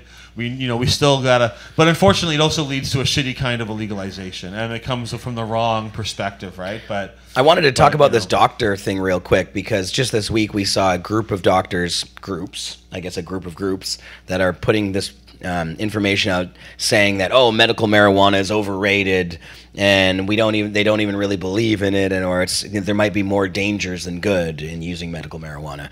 I mean, what's with these doctors? Why? Where? I don't understand this. A group of doctors is actually called the prescription, and if it's a group of groups, it's an overprescription of doctors. So, really? But yeah, doctors. I'm very disappointed with the stuff they're putting out. That they're saying 25-year age limits. If they were consistently saying we think alcohol and tobacco should be 25, we don't think kids should be playing hockey until they're 25, then I could say okay. Even though cannabis is safer than all those things, I could understand a consistent logic there at least, right? But they've never called for the age of alcohol to be raised to 25. Sports for kids is incredibly harmful. A lot of Canadian kids play hockey and tackle football, and they get their brains messed up by that. Where are the doctors on that one? Yeah, and doctors are not calling for that to be a thing that we only, they're not talking about that. And cannabis, frankly, if you're a kid playing hockey, you probably should be using some cannabis because it's going to help you deal with the brain trauma and help protect your brain before and after the fact from getting all jostled around, right? Yeah. So this idea that no matter how harmful cannabis is, really, the idea is when you're 18 or 19 or whatever that number is, by the time you're 19 in Canada, you're an adult, you can decide for yourself what the risks are. Right. It's not that you can't do risky things. Like it's not about the risk itself. It's about you being able to make that decision, right? So even if cannabis was harmful, we know alcohol is not great for people 19. We know that there's plenty of other stupid things you can do that aren't good for your body or your mind when you're a thing. Right. But you have that choice as an adult to make that decision, right? And that point, the state, when I go in there. Yeah, at most the state should be just making sure you're aware of your decisions with warning labels and accurate things like that. But so that to me really is bothersome that these doctors are coming out with this kind of nonsense, right? And that they're so afraid of cannabis, and really they should be going back to school. They're afraid of learning about the endocannabinoid system, which they were not taught about, and which is really something missing from their agenda, I think. They're claiming there's no research. Here's the National Post article. Canadian doctor groups warn about the adverse effects of medicinal marijuana. The lead says there's little to no research to support the supposed benefits of medical cannabis, and what evidence exists suggests that using marijuana as a medicine may do more harm than good. Family doctors associations across Canada are telling their members. More harm to our incomes than good, said the doctors. They will have less doctors visits. I mean, you don't want to be necessarily anti-doctor. I think some of them are probably coming from a place where they believe that kind of crap, but it seems like a willful level of ignorance, right? Because cannabis is so well studied. There's so much research into cannabis going back for decades and decades. There's so many courts, like there's courts over and over again, judges who are not biased towards cannabis. They see the evidence, including scientific research and patient experience, and they continually rule that cannabis is a medicine, that patients do need to have it, that it should be available. And so that's kind of weird that our courts continually recognize this, but some doctors anyways will not. Yeah. And but ultimately doctors shouldn't be the gatekeepers for cannabis anyways. No. It shouldn't be a prescription medication. It should be non-prescription. Because the prescription is not based on whether or not something works.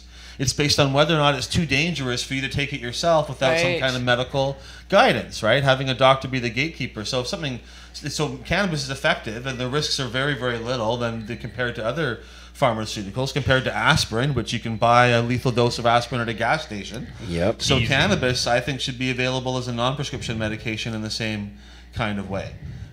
And then that gets doctors out of the whole thing in the first place because they don't really feel comfortable. If you want to consult with your doctor, you can. You can consult with your doctor about your aspirin use or any other thing, right? But doctors shouldn't be the one deciding whether or not you can use it because there's no need for that. No, I'm just looking at Kirk's Twitter feed right now. Kirk has been live tweeting the hell out of it the last 2 days. It's been great seeing him at that thing. I'm a little jealous that they didn't invite me to the round table. I don't know why I didn't get to come, but maybe I had to apply. I would have brought weed. No, I don't think so. A few people they got asked. I don't know. Maybe I'm too much of a troublemaker, right? But like Kirk's defending me, so I mean, isn't my civil disobedience, touch him too, I guess. But I don't know. Whatever. Anyways, that's he's in court saying it was all right what I did. He didn't want you in the same courtroom as him at the same time. Yeah, I don't know. But anyways, that's fine. I didn't want to go anyways. There's too much on his feed. I was trying to go back to he had a quote from John Conroy, I think, that mentioned something about the doctors, but it does sound like they're listening, or there's a back and forth going on. It sounds like there's a real conversation happening, and I think that's good. I'm happy with the way things are going. I just hope it keeps getting better and they keep improving it. And I'm optimistic the Senate might actually push for some good changes. I know people are saying they're worried the conservative Senate is going to try to mess stuff up, but they might go the other way too, or they might have a mixed bag, right? But mixed bag. But I don't mind if it gets delayed a few weeks after July 1st. If it ends up, as long as it's getting better, right? As long as the conservatives. Pass, what about the Senate though? Well, that's what I'm saying. I think the Senate might be good, and who knows? Like, there's I know there's. But I mean, will they even ever pass it? Well, there's a lot of liberal senators on there, and some of those, I don't know how many of them are left, but there was some good progressive conservative senators on there. Larry Campbell. Yeah, Larry Campbell's in there. Yeah. He's a liberal senator, but yeah, he could. He's a weed guy. Trudeau's about to appoint another senator. Yeah. Trudeau's appointing her. So I don't know. So I mean, here's something good. I think the Senate is different in that they don't have, because they're that supposedly sober second thought or whatever, that they're. I'm optimistic they might do some good stuff. I think they'll have hearings again. I might go and get to testify to the Senate again, and many others might also. I mean, there's no reason for them just to rush it through. They do have a few, 6 months at least, right, under this July 1st timeline that they're trying to push for. Yeah, here's Conroy's thoughts. Kirk quoting him says, John Conroy says, best way to improve patient access is to eliminate doctors as gatekeepers, slams medical profession for archaic views, says astounded at CMA docs having very little actual knowledge and taking positions that are just not empirically sound. It's true. That empirical soundness thing that to be you need thrashed it. For that. Kirk, I like Kirk's how he takes people apart with his. It was great watching him at our hearing. I felt kind of bad for the city guy, who's only there telling him what they have to tell him, and Kirk kind of took him apart, and he was like, I didn't know I was going to get a lecture, and then Kirk just says a bunch more stuff, and you can just see him melting into his chair there as he gets taken out. But well, go follow at Kirk Tusa on Twitter and check out what's going on. Thank you, Mr. Stash. Thank you for Green Buds and Hash. Somebody's quoting my book there. Very nice. Okay, I still have a couple more videos to play here, and I was going to bring on Sean Mack to talk about our Ottawa location that was raided in the Cannabis Culture. Ottawa is no more, unfortunately. As the Mark and Jody were speaking in the House of Commons, no? It's exactly the same, same time. It just happened that morning, and they locked the place up. They said anybody that goes on site will be arrested for trespassing, so that place is closed, effectively. We're going to try to get him on Skype in a little bit here. But I also wanted to bring... there's still new dispensaries open all the time, eh? It's still crazy how many people want to open new places now, even with people getting raided and shut down, even with the challenges that happen. Yeah. And, there's a lot of problems with dispensaries, but I still feel like there's more open in Vancouver. They're more opening all over. We just opened another one on Davie Street, 920 Davie Street. Go check it out. I still feel like there's a lot of momentum behind dispensaries, and that they're still continuing to grow in that, and I think the mail order services are still everywhere. I think people, as dispensaries have challenges, people will switch to door-to-door delivery. I think the cannabis industry in Canada is very vibrant and resilient, and is not. I'm still optimistic about our ability to get cannabis to people and to bypass the whole government system. What I like about that is it forces the government system to be better. Right? The more cannabis we're providing, the more we're able to do it, the more they have to compete with that. I think that's very good. We want there to be a great system in Canada that's legal. We're going to create it ourselves and then force them to license, to accept it and maybe give us a permit for what we've already been doing for the last 10 years or whatever. That's how I see it with dispensaries, and I think we're going to keep doing that everywhere else. So is it time for me to go then? Is that what you're saying here? Well, yeah, I'm not kicking you out, but we do have other guests, so I should probably bring them on. Okay, no worries. We love you, Dana, and thank you for coming on. Dana Larson. Awesome. Thanks for having me. It was great. Always many, many things to talk about with Mr. Dana Larson. 420 coming soon too, Dana. I kind of have a love-hate relationship with 420, right? But it's going to be big. If it doesn't rain this year, it'll be good. Well, I mean, I love it because it's a wonderful event that I didn't, that I'm proud to help be a part of now and make things happen. But it's also a lot of work Yeah. I don't, people think we all make tons of money off it, but no, every year it ends up, I got to put a few thousand in at the end to make it catch up. And I get a lot of negative, like mostly my media is pretty positive. Media is pretty friendly with me and stuff. But after 420, it's a hard slog because they're all mad. They're all asking, why come you guys are so irresponsible that you trash the park and Trash get the park. Everything. and it's like, oh, we try so hard to make it so perfect. We do so much better than every other big event that happens. The problems with 420 are much smaller. The cost of the city is really much smaller, but they don't put out press releases after other events saying how much they cost. And most of the costs are the police, which, I mean, I'm glad the police are there to a certain extent, and if something bad happened or somebody tried to terrorist attack us, I'm not sure what the cops would do, but I guess I'd be glad if they were to help. But there's a big bill every time that we have no control over, and that we always get, so there's a lot of media about it that is just challenging, and yes, kind of drives me crazy. But it's a lot of work. If it doesn't rain this year, yeah, and we got the garbage thing kind of good done last time, pretty good, and we learned more about how to get the garbage out better this time. We'll see about that rain. Yeah. I'm hoping if it doesn't rain and we don't have any garbage, then maybe they'll, they'll find some other stuff. But I mean, if those are every year they find a new thing to complain about, and we try to. When Craig was at the Emerald Cup, just down there, we were talking to him on the show today. He saw some flooring that was used there on grass and on dirt. That was this plastic click together flooring that looks pretty good. If we could figure out who, yeah, but it's probably very expensive. And look who it is. There's a little munchkin here in a Christmas jacket. Look at it. I had to share. Oh, what a cutie. So cute. Hey, cutie. What's your name? It's Lila. Lila? Adorable. Nose like Rudolph. Or Layla. I always get You gotta glue some antlers on there. Lila. Okay, I got it right. She's beautiful. Rudolph. I like her jacket too. She's one of the only dogs that cats of Cannabis Culture like. She kind of looks like a She is a cat. friend of Cannabis Culture. Yeah, CC put the big antlers on there like the Grinch's dog. Tippy likes it. Well You're loved in. around here. Yeah, and you can actually, if you have dogs, you can bring them to our CC Davie location at 1674 Davie. You can bring your dogs right in. It's so dog friendly. It is very dog friendly. They all hang out, have fun, Doggone play friendly. together. It is doggone friendly. Oh Jesus! No, the brewery. Opus is terrible. Yeah. I'm not even going to repeat that one. Me neither. Yes, and so Carly, I actually wanted to have you on the show to talk about a couple things today. All right, I'll take off. Thanks for having me. But yes, Good Mr. times. Dana, 420's we love you coming big up. time. Other things, I don't know. We'll have you back on the show as soon as possible. What are you doing for Christmas? I'm gonna have a marijuana cannabismas. Yeah, cannabis. Ooh. That's a new one. Trying to make Every it year, more that one, yeah. marijuana. We haven't used that one before. A cannabis hash. Hashy holidays. But yeah, I don't know, something like that. But I don't know. I'm gonna get together with my family and burn one down. Burn down the Christmas tree. Hash. Burn down some Christmas trees. Yeah. Fun. Very All right, fun. on that note, Awesome. bye. Thanks, for having me. Dana. Dana Larson. And Mr. Cookie's looking festive in his... I got the Christmas lights to stay Yep. lit. You are a Christmas tree. They were flashing before, now they look like they're... I put them on pause so we On don't want to have any pause. reactions to any of the Oh, I see. viewers. Epileptic, fits in the out That's there. right, And yeah, that that's would be right. bad. Very bad. The flashing. Hi, Carly. Marley. Sure. Oh, How are dab you? rig. She has a dab rig. Hello, I'm doing She well, thank brought you. dabs.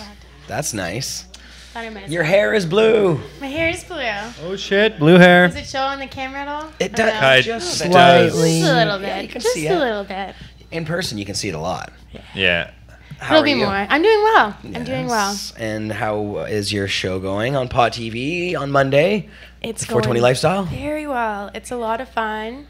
And we have our Christmas special coming up on Monday. So I'm very excited about that. Should be really good. Lots of holiday fun stuff going on. So I'm really Holiday fun excited. We have stuff. lots of fun stuff planned for the new year too. So should be really good. Sean just texted me here again. I'm sorry to interrupt, but we're going to bring him on in just a Yeah, couple for minutes sure. there. But I wanted to talk to you. You're the manager of our online store. Online. And I wanted to talk to you about some of the Christmas stuff going on our Cannabis Culture headquarters. It's cannabisculturehq.com. Mm-hmm. So what's up for Christmas? Well, we've got all of the CC merch is available, which is really awesome. They make great presents. They ship out nice and quickly, and they support our activism. So it's a really great way, you're kind of giving two gifts. You're giving a gift to your friend, and you're giving back to the community. So it's really appreciated. 2 birds, 1 stone. Exactly. We're also very excited that we have the Canna Gems on. And maybe, Alyssa, could you do a favor? Could you bring that necklace stand over and pass it to Jeremiah so you can display them nicely? I'm not sure how to do this. I hope you might have to help me. This guy. It might be in the cupboard. Oh, it's a or you can necklace take right the there. other ones off. Yeah, There's I wanna necklaces show these. on the thing, actually. She's gonna Yeah, bring we've those. got a they're nice. already out. We have Yeah, a look. stand. Oh, they're already It's already displayed? filled up. I Oh think. no, those ones have other jewelry on it. At the Oh, moment. okay. never Alyssa's mind. gonna clear it out. I a can little show bit off. in a second. Take that old Might junk be able to off, show I it on guess. the bud cam here. It's not But junk. yes, we now have one of the pieces made by Canna Gems available on Cannabis Culture HQ. Thank you. Just bring me a torso here. Slender. Yeah, so you can see the big. Look at. Oh, that's fun. It looks like that black paint that you can't see any reflection from. I just saw the video about. But here, I'm going to put this on. So explain about what Canna Gems are. Well, Canna Gems, they're artisan jewelry that's made locally. Well, it's In local Canada. to our community. It's in Canada. They're based out of Toronto, Hamilton area. But it's two great friends of Cannabis Culture, Brittany Guerra and Karina Gonzalez, and they've put together a really beautiful store that you can actually go check out in person, featuring lots of glass artists, as well as So some of many. their own designs as well, which are really beautiful. They're really finely crafted. They're high quality product, and they're all done in limited quantities. So they're pretty heady too. We've got, I think, Heady. 8 of these that are available. So Yeah, only 8 limited right now. quantities, Might and have to we've scoop. got them up in our store too. So if you're interested in getting them, make sure you Yes. go check out cannabisculturehq.com. Hopefully we'll have lots more up in the future. So very exciting. Look at these things. They're very pretty. What are they? You know what's made? Marijuana leaves. It's silver. Oh, it's sterling silver. Yeah. Um, silver. Any Yep. gems in it? Or? No, it's got the tree of life, or sorry, the flower flower of of life. life pattern on it. Maybe I can get the bud cam out here for a better shot. But they are really gorgeous. Oh yeah. And if this is Very high end nice. stuff, it's really nice. Yes. It's not just some cheap. No, they're very, very well made. They're high-end jewelry for sure, but they're also made by activists in the cannabis community. And Activists for activists. Exactly. And it's really nice because there's a lot of really beautiful Closer. jewelry that's kind of coming out in the cannabis community, but these are kind of unique in how they're very simplistic in some ways, but they're also very eye-catching, a little more subtle, some of their designs. So you can get away with wearing them in a really dressed up situation, and it's not glaringly in your face a weed leaf, but it still very much is there. So they're really subtle, classy. They're really well designed. They're No, delicate. Really delicate. They I are. like that. It's not just like blaring in your face. You know what I mean? Exactly. I mean, it's I fun don't to know, wear that kind of fun. stuff all the time, but you could wear that to like a formal Sure, occasion. and it went, yeah. Church. Not stand, and you could probably even get away with wearing it in church. Actually, I wouldn't that's a even pretty. notice. Oh, it's just a tropical. It is. It's a a tropical leaf. plant. Tropical plant, grandma. Okay, Yeah. geez. Japanese maple. Japanese. Yeah, right. So we're very excited about that, They're nice. and we're also going to be putting up the Kush Queen calendar this weekend. Oh, I should show off we- a couple pictures. I do. I have one in my have a backpack. copy I'll go here? grab it. Yes, the I'm Kush showing Queen off a lot calendar. of pictures, so if you guys just go back, you can almost have the whole collection. Yeah, exactly. Print them off yourself. Yeah. Yeah. I seen some on Wednesday. I seen some on a Monday. And you can find that if you go right now to cannabisculturehq.com, you can find both the calendar. No, the calendar's going not up this the weekend. calendar. They do have it up on the Seed Bank website if you're interested. If you can't wait till this weekend to order it. But, you know, it's interesting you said that, Mr. Cookie, because we've actually been very picky, and we have a few pictures that we are showing off. But if you want to see all the pictures, you're going to have to buy the calendar. We're not doing sneak peeks to the whole calendar. See, You gotta boys? have to buy it if you want to flip through it and enjoy There you all go. the beautiful pictures. So Lot of make good sure you stuff. log on this weekend. Makes a great Christmas present. And somebody I And know it's a was gift that featured lasts you. in this calendar. Me too. Carly Marley. There It was you a go. lot of fun. It was a lot of fun. So we'll show a couple pictures that we've been. Yep, show it off. And I'm going to load the bong. I'm rolling a joint. Nice. Oh, yeah. That's the cover. Cover. That's the cover. Everyone can see that for free. Bam. That is the free. Yeah, that's the picture. free. The first one's free, and then Oh. Yeah. Ooh. Oh yeah, wow. I've seen that one. Bam. Great photos. And a lot of great smoking photos. With smoke. With Real smoke smoke. in them. Real smoke. That ain't touched up. There's another one. That ain't vape. That ain't, yeah. I still have a calendar that you were in, Kenny. Yeah, I have been in one every year since probably, I think, 2013. At least one or two. Yeah. Yeah. This one was one of the ones. Hell yeah. And Shaw. Yeah, you're very pin-up, too. I do. I love I that got my style. fingers in a lot of different pots. Yeah. For sure. Absolutely. I love that style. Actually, and the mural. Yeah, okay. mural? I was a mural. I was in the What? Vancouver. Yeah, I'm a 25th Oh, mural. yeah, I saw on that. off a That's commercial. amazing. I mean, I know it is super amazing. What an honor. Hey, That's I'm very 25 tall. cool. Nice. Painted on a wall. That's for very the Vancouver, cool. Mural Fest. Yeah, it was pretty exciting. What an yeah, right. Very cool. It just kind of happened. Oh, there's another. There we go. Look at that smoking show. Wowza. Nice. And you got this one too. Oh my goodness, we're getting a lot here. Wow, there you go. That's all you Just get. a little Sit sneak down. peek. So you're gonna have to Awesome. go buy them. How much are? Where do you buy it? You can get them right now at the Vancouver Seed Bank, but we're going to be putting them up online at cannabisculturehq.com. 9 more pictures.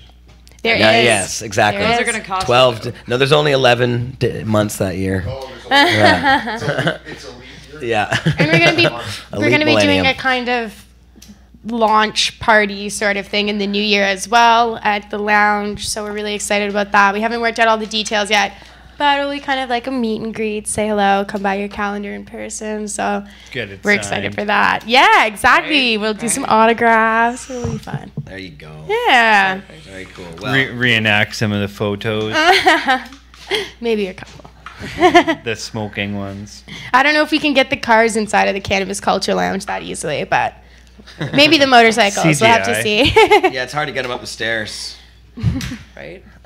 Opus can bring his motorcycle up, though. He's gone now. He knows how to drive inside. Like, wasn't that a old 80s movie where they drive the motorcycle up the stairs? Is that like Revenge of the Nerds or something? I can't remember. Fast Times. Rich It's Man. Is that, well, that's what it was. And it was it? Yeah, I'm I just don't know. saying That's that funny. because that's like an old school show.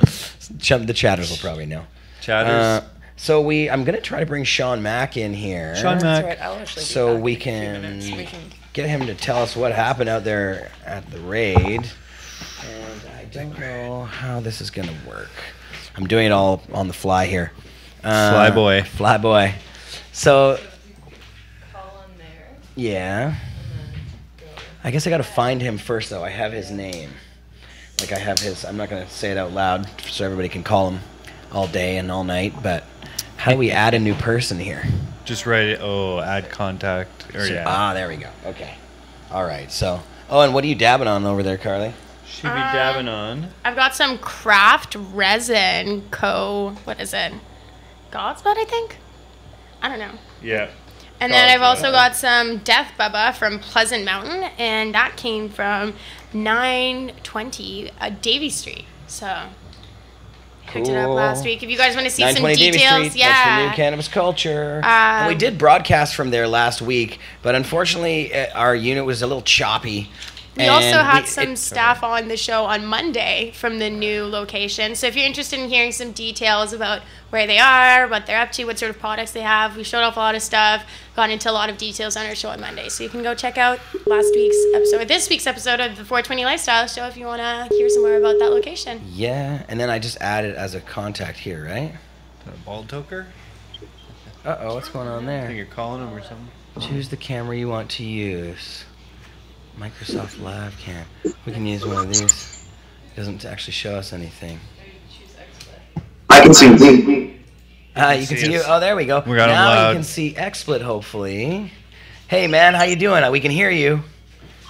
I can hear you. I can't see you. But hey, how's it going?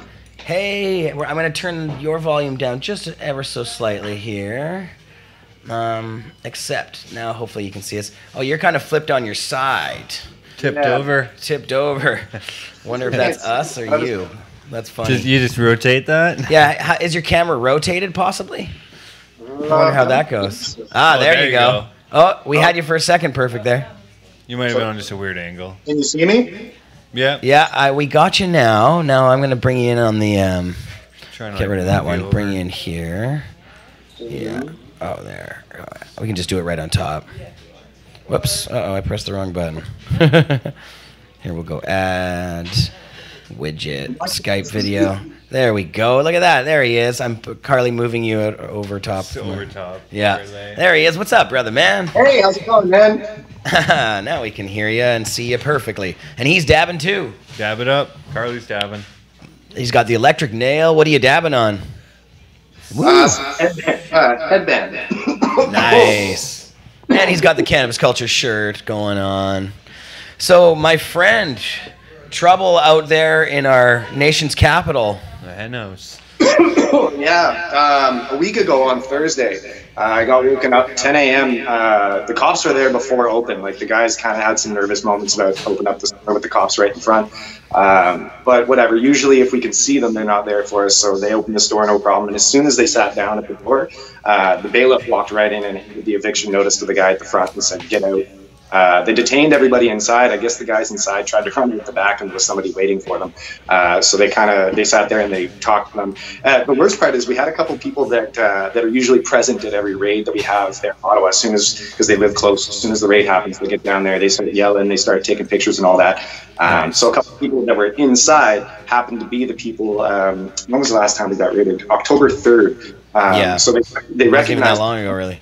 No, exactly, right? So they recognized them from the raid and said, "Oh, you're the mouthpiece and you're this." And so it kind of created tensions with the cops right there. So it almost got to a point where they arrested people and charged them. I heard a couple people had their rights read to them, but they just ended up getting detained and they let them go about an hour. I got there and they were already cut loose.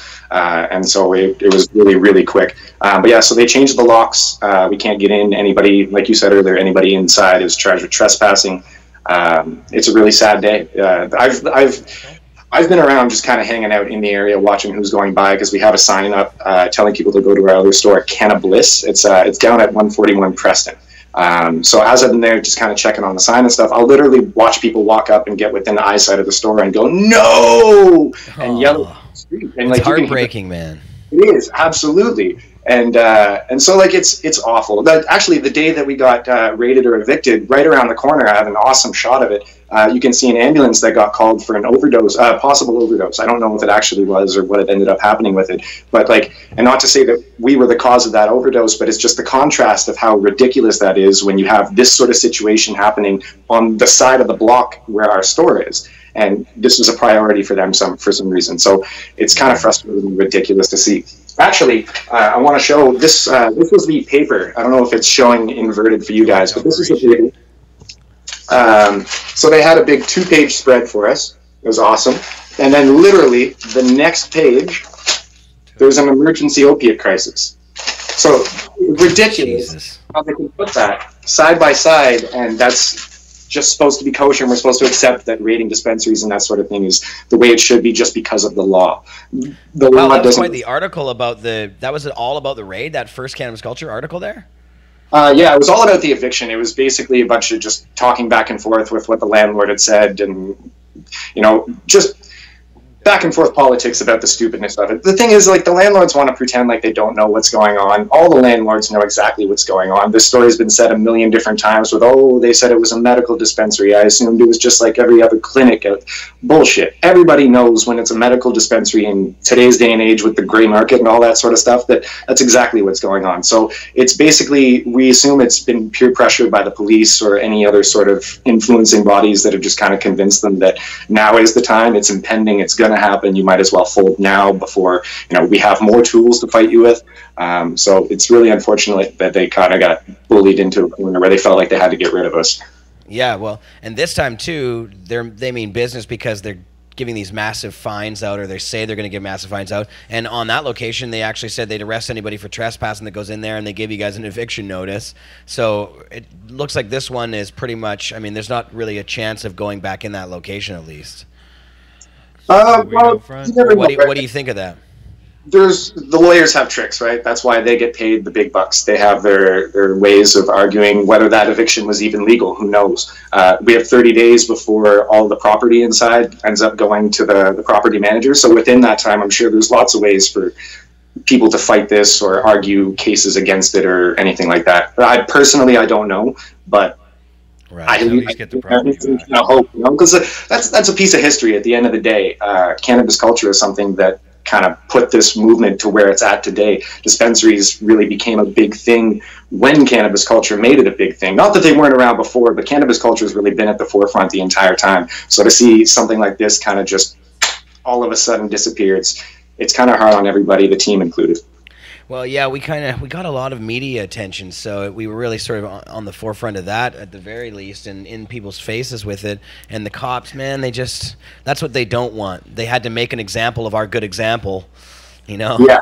So For making a good example. Yeah, for making a good example. So yeah. That's the thing. Right? Anybody that's making waves these days, they tend to slam really hard. So they were doing it with Cannabis Culture, with Jody and Mark and Brittany and all them and Aaron. And then they did it with... what was the one in Toronto there? They had 8 stores. It was Canna Clinic.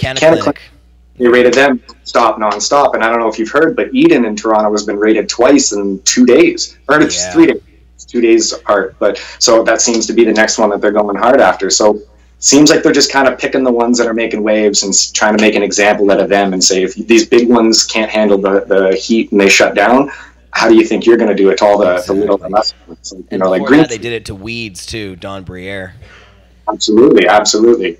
And so, like, I don't know about out in BC, but here in Ottawa and Ontario, Weeds is definitely quieted down a little bit. They're not as loud and proud as they were. When Weeds was actually the first dispensary, or one of the first dispensaries here in Ottawa that I remember hearing about, and they were making waves. They were in the paper. They were, putting sandwich boards out and talking to people on the street, and they were really trying to get it. And then they got their, I don't think that they got rated very much, but Dawn's packages kept getting stopped in the mail on the way here. So they ended up with no product at one point. It was ridiculous. So I think they kind of took that as a heads up to just stay low and stay off the radar. Now where do people in Ottawa, where are they going to go for their herb? Is there still anything left open at this point?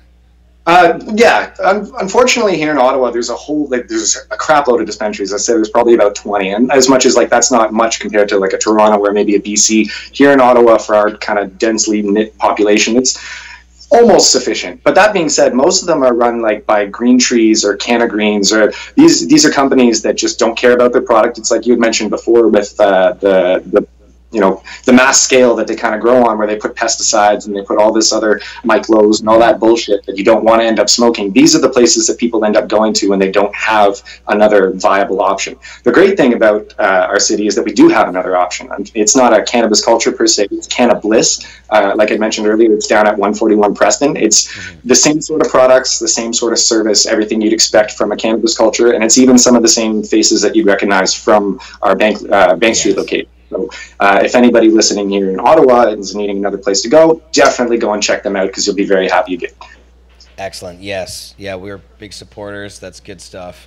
I'm glad to hear it. But man, I wonder, I'm worried for everybody there, because they really, in Ontario, seem to mean business about these government liquor stores or whatever they're going to be, that are going to be in control of everything. They want to crack that whip. Wow. Yeah, no, it's pretty ridiculous, especially when you have other provinces that are kind of leaning towards a more sensible approach, like right in the middle, have a little bit of the LCBO model, or what we call the LCBO here in Ontario, and we'll have a little bit of the private retail. That's the way it really should go, because you can never have really one or the other. It's going to have to be a little bit of both for it to work, and the prices have to go down. You guys were mentioning earlier in the segment that, the prices that they are only going to keep the black market thriving.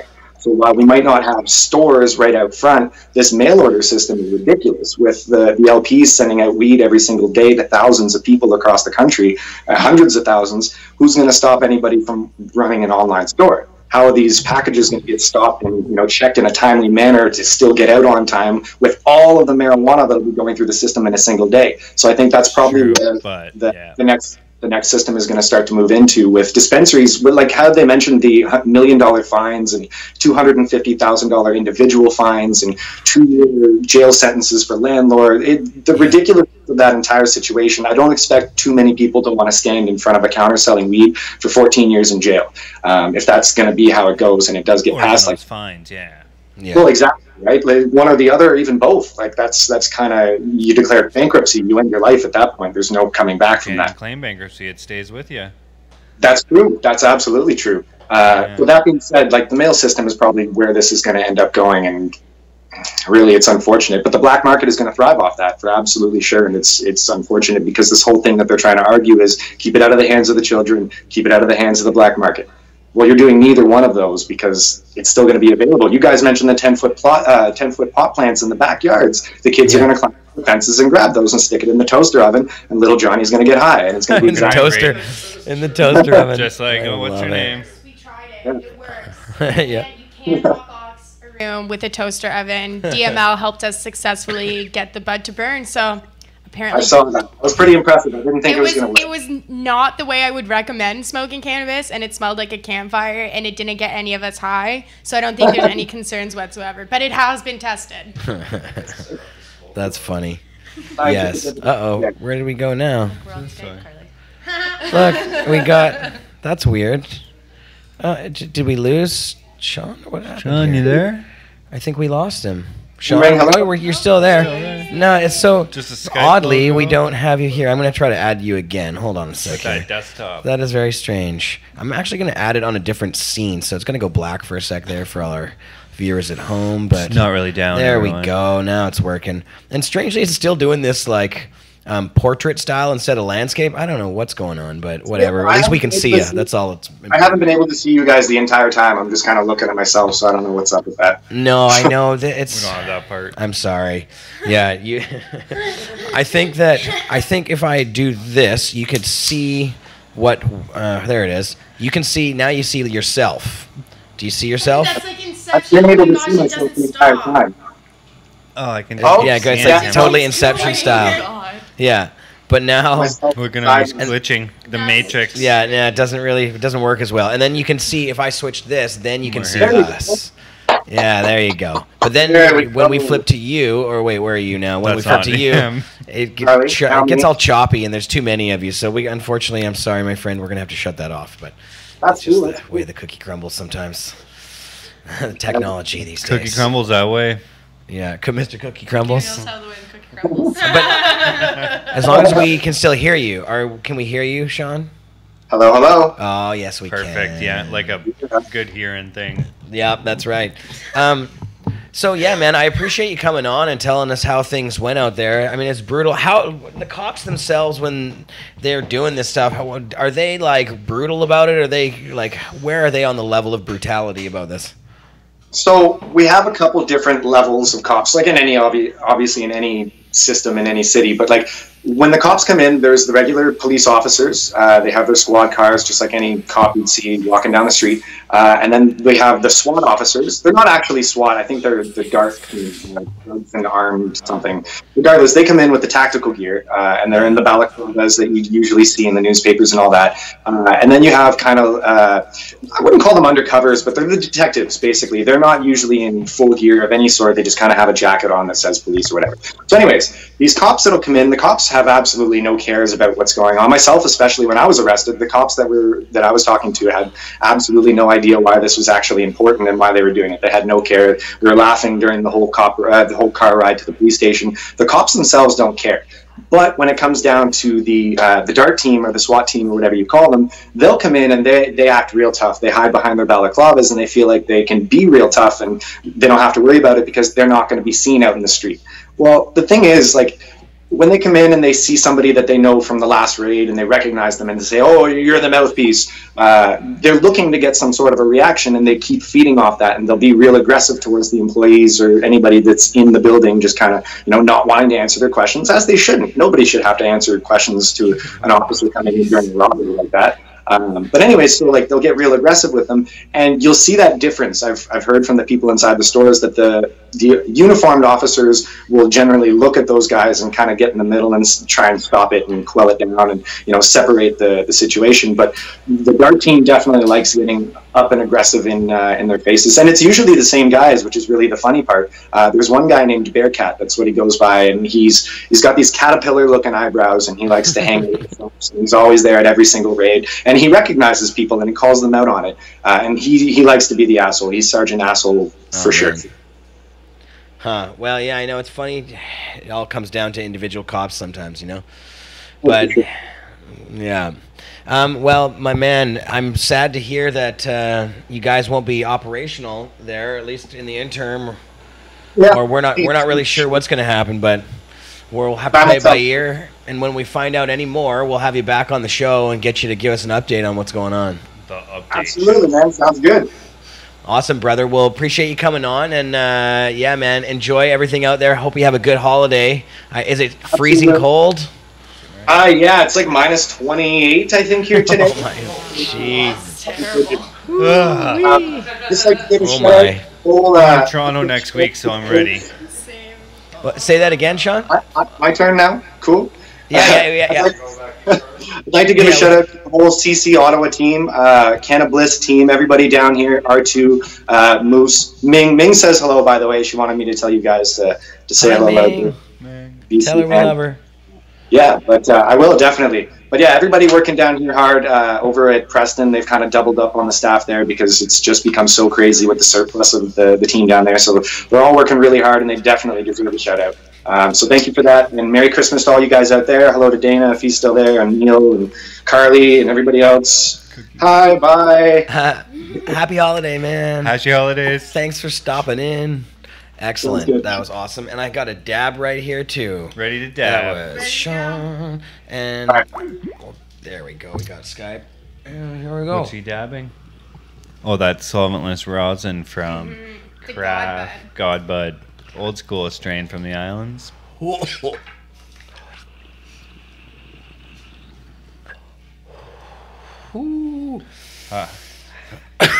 How are you now? Wait, what does God stand for again? God. Grown on Denman Island? How are you? No, I think it was just, oh God. Merry Christmas. As soon as the show's over in less than half an hour, are you going to be around? Yeah. Good, we'll go downstairs together. Nice. Okay. You need help going down the stairs? Oh, yes. I might need to borrow your cane. Oh, that was delicious. There we go. No, that's too much to explain on air. El Jabbo. So, big thanks to Sean for coming on the show. Yeah. Filling us in. Doing the Ottawa thing.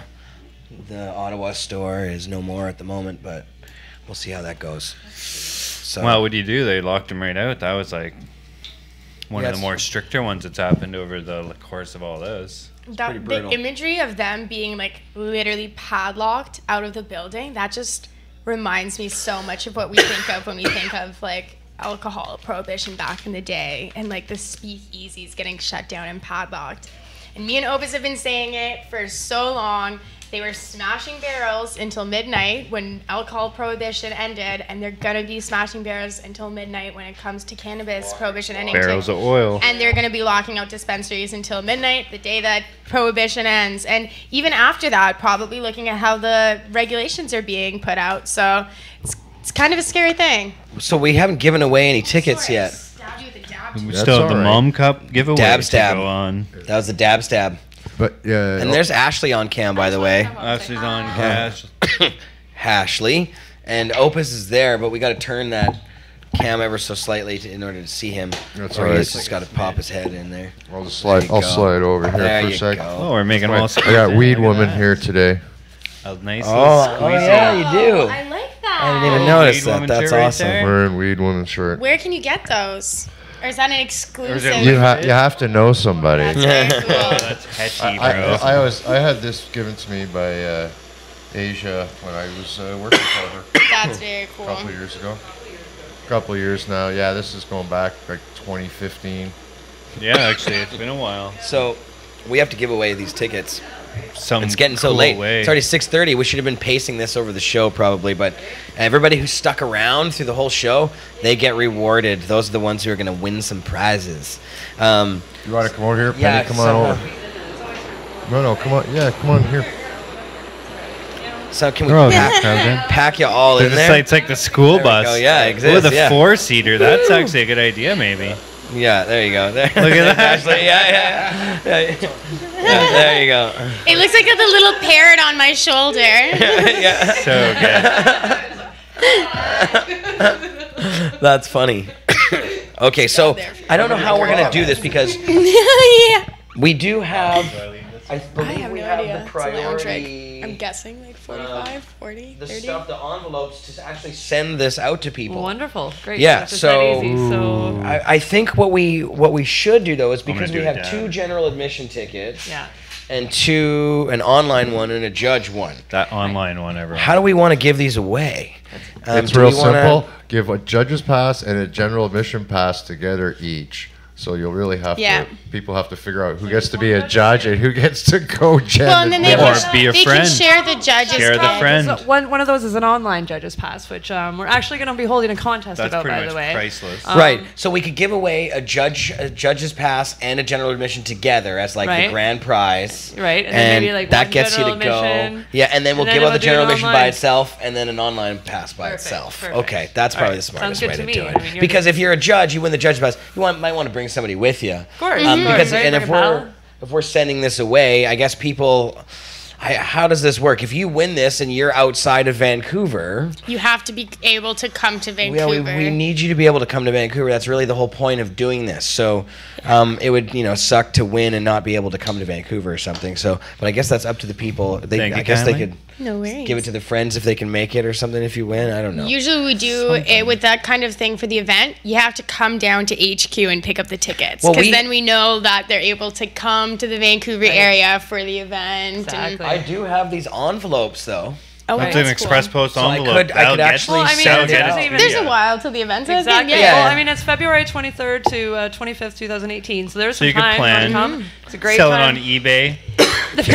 Sure. I mean, Plenty of time to book your flights. You're yours to pander, right? I Oh, maybe suppose that's so. for the online judge one. Well, there is- and then is there the other only ones one you got to envelope? pick up in person. Right. Yeah, What but do the you think about online that? judge. That makes yeah. a lot of Okay, sense. so well, we're gonna send the online judge. That does make a lot Yay. of sense. Okay. Is we there did it. one Anywhere in envelope? Canada. There's one envelope, but I think there's even Right. another. What's that? Anywhere in Canada. Anywhere in Canada, 19 Maybe not. plus. Anywhere in Well, Canada, we're gonna 19 that's what we're gonna do plus. anyways. We're gonna send you the online judge one, and you have to come to Vancouver to pick up this one. Yeah. So that In guarantees person. that you have to actually be able to get here. Right. So how are you going to do the giveaway, Jeremiah? Well, how are we going to do the giveaway? What you got? Any thoughts there, Oh, crew? We could ask a question. We should Skill probably testing question. ask something Mom Cup related. Mom Cup related. What was Asia's company a couple of years ago? That's not really a good one, but it How could about be. no? How about sorry, I had one. I lost it. This is The name of the glass or one of the glass artists who was featured at last year's. Wait, podcast. we could Or send. Or is that one of too the- difficult? We one need of the something that they We need could to have be able to something. answer. Here's easily. how about comic for the or general something? admission pass, for the one-time pass? We talked about it earlier on the show. Who was the politician that was painted at last year's event? Painted with a penis. Politician. Yeah. Who was the penis painting politician? Well, he wasn't doing the penis painting himself. This is what he they was. do. A He was portrait of the painted- politician was painted with a penis. Yes, politician painted with a penis. At Portrait last of a year's- politician painted with a penis. Yes, Right. at last year's Mom Cup. Say Who was that 10 times fast. And now who's this going to be for? Is this for YouTube or is this for Facebook? Well, Oh, we I have don't to know. make the call. Gonna have to make the call. I think that we have Hope people are double logged You guys in should if do you're rock, not. paper, Right? scissors. flip a coin to see We who it's should? for. Yeah, rock, paper, scissors. I'm a pro at that. Rock paper scissors. Jeremiah's YouTube. Okay. Oh wait, it's out of 3. No. No. That's it. So then- One. This So one. rock So piece. then we YouTube. didn't get it on cam, but it was rock piece scissors. Yeah. You saw us judging fairly YouTube from the is first. sidelines. YouTube. YouTube is the one who makes it. They get And the general admission. Oh, and who do we have here? We got a crew in there. We have That's- we have King Egon. Targan. Yeah, he said Justin Treasure. So that's not correct actually. He corrected himself right there. 2 joints did. No, right below him. See King Edward. He did correct himself, Targa. but not before 2 joints did. Oh, that's such a tough one. He was a typo. It was a typo. Okay, can both of you guys... Why don't we give That's tough. either of them each a general admission? Like whoever There the we first go. two. Yeah. Well, you guys are That's lucky. totally Because we fair. only have one to give away. No, we Because have, these, No, we should have 2. There should be one. No, And then you had one that you were going to give away the judges kit. right, but remember the judge's pass was going to go with the general admission we pass. We're allowed to change our minds. We can change our We're allowed minds. to change our minds. We so. could, but and then the Didn't judge's even- pass would be by itself. And that's a But if prize you- in itself. Right, it is a good prize. All right, we could give them all away separately. Let's Lovely. do it. All right, we're giving them away And separately. then what we can do, All we right. can do another giveaway on YouTube the for prize, the and then we judges can go to pass, our because first then maybe the Trudeaus. YouTubers can go together and share the judges kit, maybe, whatever. And then we can give away the Facebook one. Get together with your YouTube buddy. Because we have a bigger online reach on Facebook. Okay, Does that make sense? Yeah? So wait. So we're giving these two away to these two guys. They Richard were and John Claude. It was 2 joints and King Egan. Those are the two winners. One each of general admission pass. It seemed like a So- really fair tie. It was a I think so, draw. yeah, exactly. It could You have know? been like, I mean, I guess. He's in Vancouver. I guess so. Still mailing it to you. He's typing so fast. And King is in Vancouver. Oh, awesome. Yay. There you go. So, then. but now we have to give away the online one to our Facebook audience. Is that Let's correct? ask them a good question. Like who the something about the Mom Cup or what? Like who the performer might have been or something. So- the girls. Name one of the characters in the Mom Cup. Yeah, name one of the characters question. out of the high chicks. That is. Name a high chick. chicks. Name one of the. Name one of the what is 12 this for? high chicks. YouTube. This is for Like the character Facebook. name. Yes, the Well, we could characters, actually not the open. models. Yeah, we the could just open characters, this up not to the both. actual models. No. We could open this up to both and see, and anybody who wins it from either wins. Right, sure. I guess. How does that work for timing? Yeah, well, that's probably. Are you looking at both at the same I'm time? looking at both right now. All right. They both get it at the same time. 12 high chicks. Pretty Name one sure. of the 12 high chicks from the 12 High Chicks magazine. Name one of the 12 high chicks. From 12 high Oh, chicks. we magazine. got it on Facebook. What is the What answer? is it? Kitten Puff. Oh, that's good. What a great answer, too. Smart, whoever did How that. appropriate. Facebook won it. How hard could that have been? Yeah. It was- yeah. One of them, we didn't have to give the hint at We see least. what you No, did no. there. I was thinking like the same thing. I got, yeah, there's a couple of girls. sitting Facebook got it. That's Yeah. why I think we were both like, make sure it's one of the characters. That's why I came up Those with two. this. You guys are all way behind. So that was Girls are Al like, I Al know. Ohm. Al Ohm was the winner. Yay! And who else? We have to have one more. We get to do Do we have online two? So judging. that's the online judges Plus one. one. So Al, we're gonna send you if you send me a Facebook message, FB. Jeremiah Vandermeer on Facebook. Just send me a Facebook message, and we'll make sure you get hooked up with your pass. So that's a good way to do it. See, I like it on Facebook because you can't really lie about who you are because you don't have to send it through the email or whatever. But you guys on YouTube, you got to send me an email. So I'm sure somebody could lie, but That's they 2 joints they don't and usually. the King Edward. Yeah, 2 joints and Adelman. King Egan. You guys send me at Jeremiah@cannabisculture.com and we'll get you those passes worked out either way. In the title of the email, put prizes all in caps. Yeah, prize. If some, it doesn't matter. We'll get it. I have people looking at that now, so don't worry. Because you need it. Yeah. Yes. So yeah, Jeremiah@cannabisculture.com. Send me that stuff. Congrats to everybody. Good job, guys. Yeah. Congrats to So is Al. that all of the prizes now? Well, Isn't there one more? We have one more judges pass. This unit But- right here. I have a good question we could ask. Yes. We could ask the chatters to name one of the girls who is modeling in this year's 12 High Chicks magazine. Because we have had a couple of them on the shows. We have mentioned a couple of Would it have to them. be a but different one that would be in both or a different one? I think maybe some of the YouTubers might know them. I think that, I don't know if there's, So you guys make we'll find out. We'll have to see what the what they're saying? what they're saying. So the this YouTube. one we will also open to both. That's exactly it. Creep on the social media. Magazine on Instagram. So yes. All the answers. You guys got to go follow Gotta 12 go High follow 12 Chicks. That'll help. Yeah, just Like the check it Facebook out, page. Right? So It's KQ. all right there. so hi now. I don't And you have know to be if able to this get in Vancouver. this was difficult because High 95 George said Asia online, but he spelled it incorrectly. Sure did. And Miss Envy is Miss Envy one of the new? She is not. She is not. Oh. Wait, no, Oh. sorry. Wait. Oh wait. There she is. We're waiting. Actually, no, I have to. I'm not 100% on that. Oh, damn. Damn. Uh-oh, now we got an issue here. Uh-oh. Yeah. How do we find the I answer can to find. that I question? have the answers. Okay, I good, just good. need Okay. KQ, but that doesn't really mean anything unless it does. So far Miss Envy might be the winning. Miss Envy is like, you know. Miss Envy. They're company. Yeah. But I mean, so right, that's not her, but it could be a character. You're right. That's not really admissible either. Then. Right. So right. Okay. You know what? We can give a hint. There are a couple of them that actually work in the building here at Cannabis Culture. Oh. Well, we have Carly Marley there too from OG Brick. I was in the first magazine. I'm not. I haven't done any photo shoots in bathtubs. We have Dominique written there.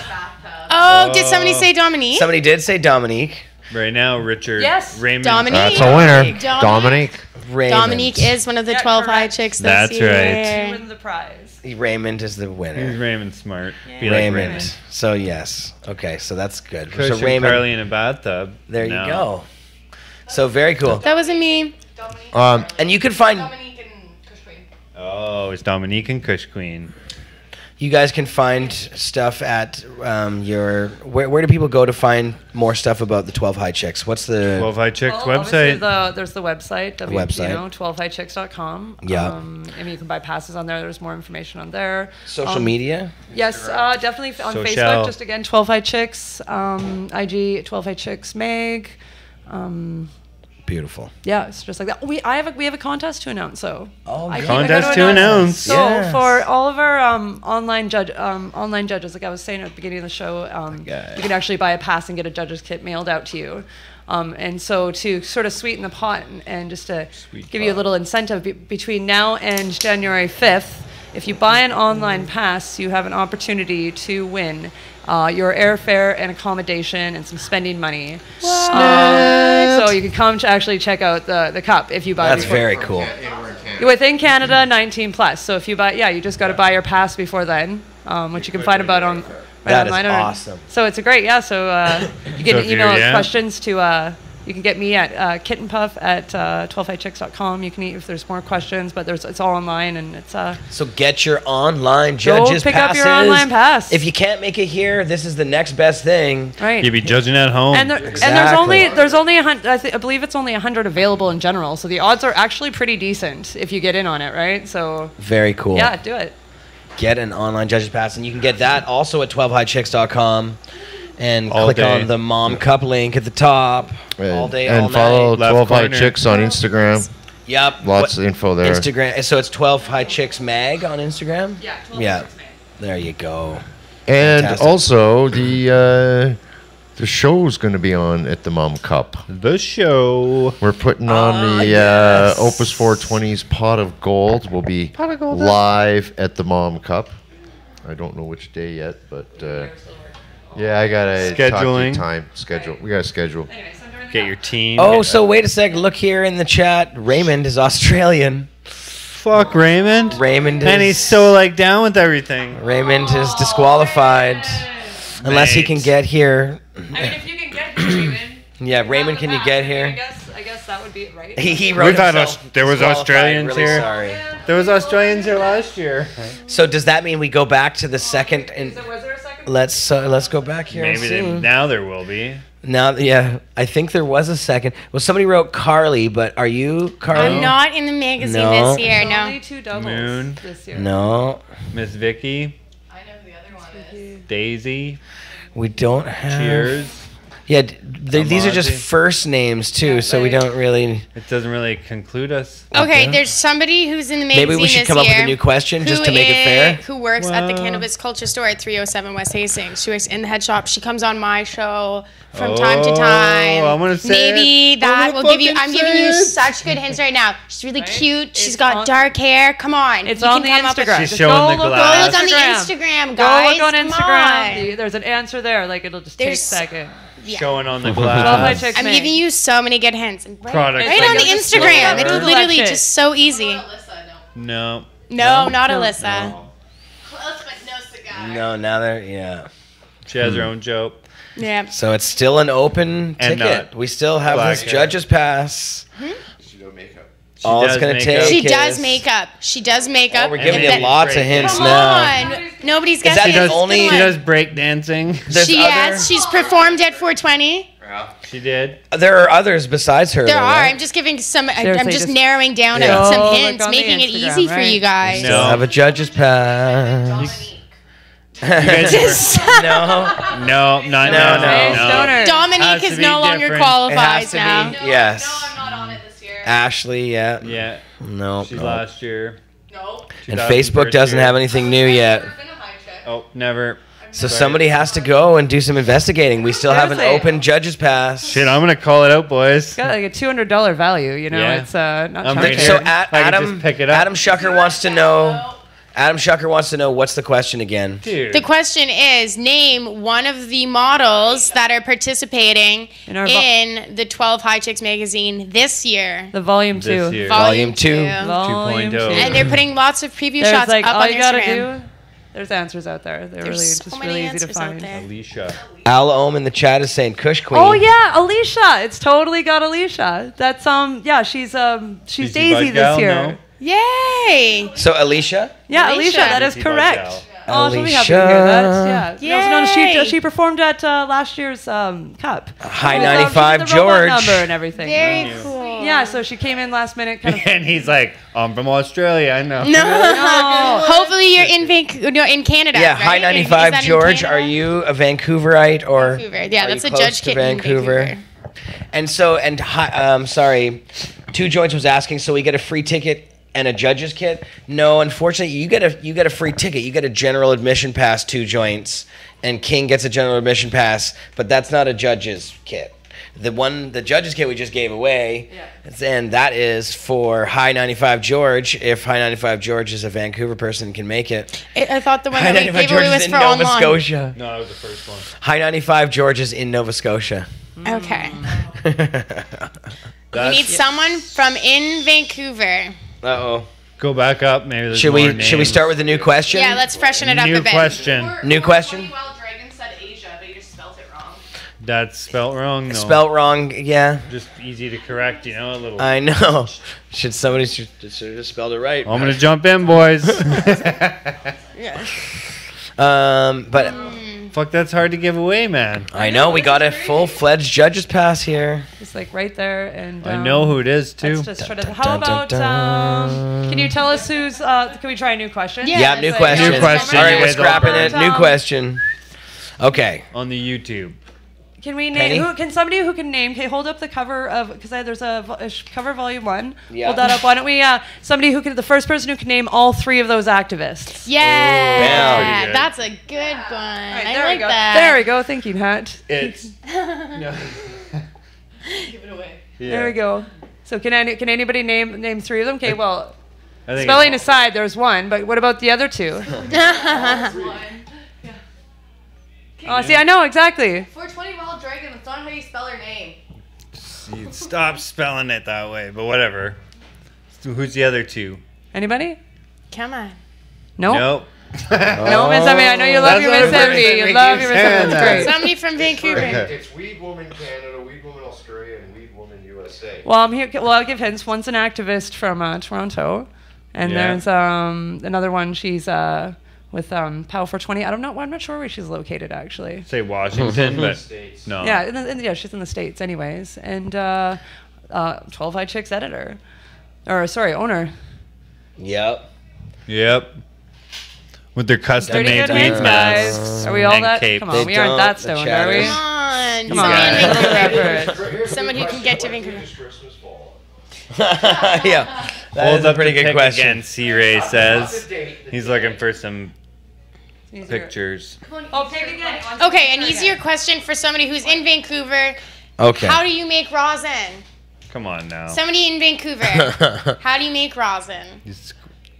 There's a few ways to make it. Yeah, well, come on. You can throw it together one sentence. To say. We're not looking for specifics. You don't have to give us like the Good one. Not good one. Good one. What is the Not Aaron. Quickly summarize the process. She's Come a on. weed woman, but she's not that weed woman. I can do it in 3 words. Sit on hands. Rosin press. Ooh, that's good. Juice There you go. 0762. That's Got it what with we Rosin were. press. Yep, there you go. And so, Juice, are you in Vancouver? He's like, nope. And Colorado. Yeah, we'll find out in a second. There's a bit of a delay here, so that's why it takes a while. So yeah, he's like, nope, Nova Scotia. He's halfway between Australia and Nova Scotia. He's like, and if it's not him, it's High 95 George is in Nova Scotia, so You know can't what win. we did on But my show? We asked somebody to come. C-Ray won it if he didn't. Juice, Juice is in Vancouver. Yay! Juicer. Juice, you got yourself a judge's pass. That's awesome. Wait. That's a Come good down, one. Here tell we him go. your juice. Yeah, you just send me an email, Jeremiah@cannabisculture.com, and we'll hook up. Hooray. Juice. Flip you the pass. Yep. Judge's pass. Well, thank you. That was awesome. Yay. You guys, Oh, it's exciting. big time for giving us these passes to give away. It's very fun. Yes. Our viewers love it. Yay. So, and it's cool with the online pass, the I online think it's judges great. I kit. think it's- That's a cool idea. I really Next like the level game. online. Yeah, and the online judge, we will send you that one. It's gonna come in that Priority exact mail. envelope, smelling like That weed, exact and one. ashes from him just putting it in the ashtray. magic. Hot TV, man. All right. Well, that's very cool. Now we were supposed to have Landon on the show as well. I don't know. Where's that He's guy? probably busy doing stuff. He's probably running around. Yeah, where's Doing that like an character? art show What's up? tonight. Look, we got window people in the fishbowl. Fishes. There we go. Yeah. Where's Landon? Wasn't he just in here? Did he come in here? Boss List is back there throwing things Just around. knocking the rosin press over. Knocked over the rosin press. Yeah, if you can find Landon, that'd be awesome. Did he not just come in here earlier? Oh, did he? I thought I didn't see him. Maybe not. No, I'm good. I thought Nico came in. And someone else. Oh. Yeah. You got to get going. I do. Thanks for staying so long. We kept you for no like problem. It's so super long. okay. So long. I'm just so holding the pass. I hope hostage. that- Maybe you can I stop feel by on bad Monday because for we our probably holiday should- special. Yeah, Monday I'm gonna look into that. And- I'll talk to you. Feel free to bring as many as the high chicks from previous years, even too. I want it to just be a big, fun, Whole bunch of high fam chicks. jam Christmas party on the air. So, yeah, Christmas attire is encouraged. That is not impossible. Holiday attire. Thank you so Happy much, night. Penny, for coming. I appreciate it big time. The Mom Cup. You guys got to check it out. Cup. Christmas The Day Mom Cup. Cup. That's 12 high chicks all spelled out.com. February 23rd 3rd to 25th. Those days. 23rd to 25th. Those days. Mr. Cookie, I like having you as a co-host. Thanks. It's fun. It's fun. The chatters like you too. Of course I they like do. you too, Yeah. Mr. Cookie. Thanks, Carly. It's awesome when your No, I'm coworker shows up blushing. to work with you, isn't it? Well, poor Johnny. He's crippled. He's crippled, bro. He's got. In his mind or in body? No, he twisted his ankle. He's probably watching now. He rolled one over hard. He did. sucks. He said I could show off a picture of his ugly Swollen feet, foot. ugly swollen feet, but And his bad toenails. Probably not. I know hasn't Not clipped the his best. toenails in 5 months. He's like upset. That's how he tripped. He tripped on his own toenails. They were His so sock long. caught a toe. Yeah. Well, I know what to get Johnny B for Christmas. Your socks. And Amanda Oram is in the chat. Oh. On Facebook. Hi, Amanda. We just gave away a bunch of passes. Where were you? You We wouldn't know just all the missed- answers to I those know, she things, would have too. won probably. She just tuned in like a couple seconds too late. Could have won one of these lovely Mom Cup passes. But there'll be more giveaways and contests. And wait, the contest that's going on right now, if you buy an online judges pass Online from 12highchicks.com, you could win your airfare Yes. to the cup. the whole damn thing, airfare to the cup, and some spending money, actually. They're going to even throw some spending money at you. Accommodations? Or no? Landon is busy setting up art things, so this is Tyson. He's helped organize it and also works around. Tyson. He's also sparkly. Our man Tyson from Cannabis Culture is going to come in and talk to us about what's going on tonight here in the lounge. Can you guys, I don't know, one of you guys make some space. Ashley can do the couch hop. Do that back seat thing. That was good. The couch, I like it. Yeah, you guys have the whole, amazing vehicle going there. It does look like yeah, there needs it's to be the like bus. 4 seats there now. Yeah. And that's like the way it is. Yeah, Because I that's like it. perfect. What's up, brother man? How you doing? Okay, so today it's Friday, so Yeah. okay. Down here, Cannabis Culture, 307 Yeah. West Hastings. Friday. 307 West Hastings, Cannabis Culture. It's Friday. If you're bored, we have an art show going on. There's a dab bar. There's giveaways, there's raffles, and there's lots of awesome art as well. It's all supporting local artists. Tickets are $15 at the door, and that goes towards a free raffle into Nico Dabrig. Nice. It's valued over $200, and it's really nice. It has For the Culture on the back. For of the it. Culture. Yeah. Like FOR, So the dope. culture. Yeah, and you guys actually have There's tickets as well. There's That's a the lot ticket. pre-sold. Flashy. Yeah. Boom. Right, and that's here tonight. That starts at 8 tonight, so you still got an hour to get down here if you're out there in the world. Tickets available at the door. Yeah, Yep. at the door. Beautiful. On the second floor. 12 tonight, so you have And it's lots an of time art to show. get down here. It's dope. So Lots of cool stuff You guys are down gonna be here. having We some can entertainment as well, eh? Yeah, we have a live DJ, Marlo, coming down, and then we might have some performances by Creed as well, the local rapper. Our homie Creed, Yeah. who everybody here knows if you watch the show. And you guys also have, I think you guys have like an Instagram going on too. Yeah, don't we you? have For the Culture Instagram. We have a giveaway going on there right now for Jesse Evans Carb Cap, valued over $100. It's Terpy Jams #1.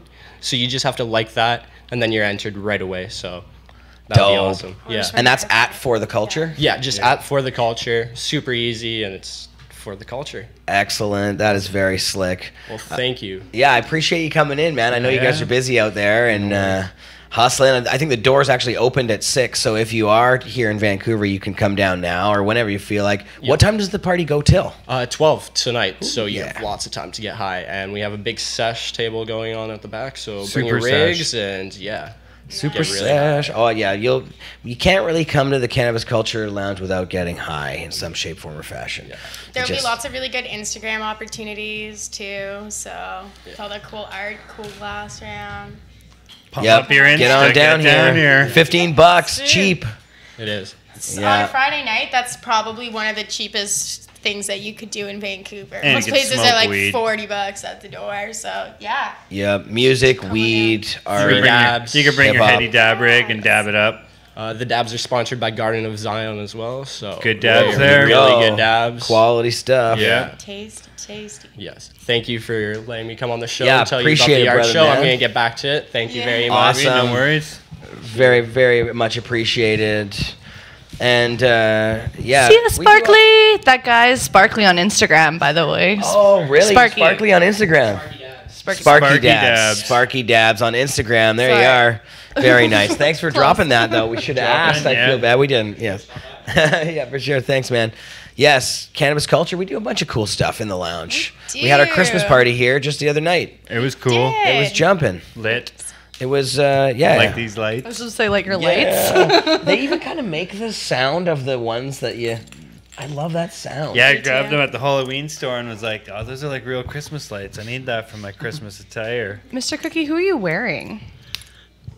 This one's a Brian Dosher American glass love that blower. one. It's a pink or electric flamingo. Does it have a Lucy? UV That's what I thought. That's what I properties, thought. Yeah, you can't really see though.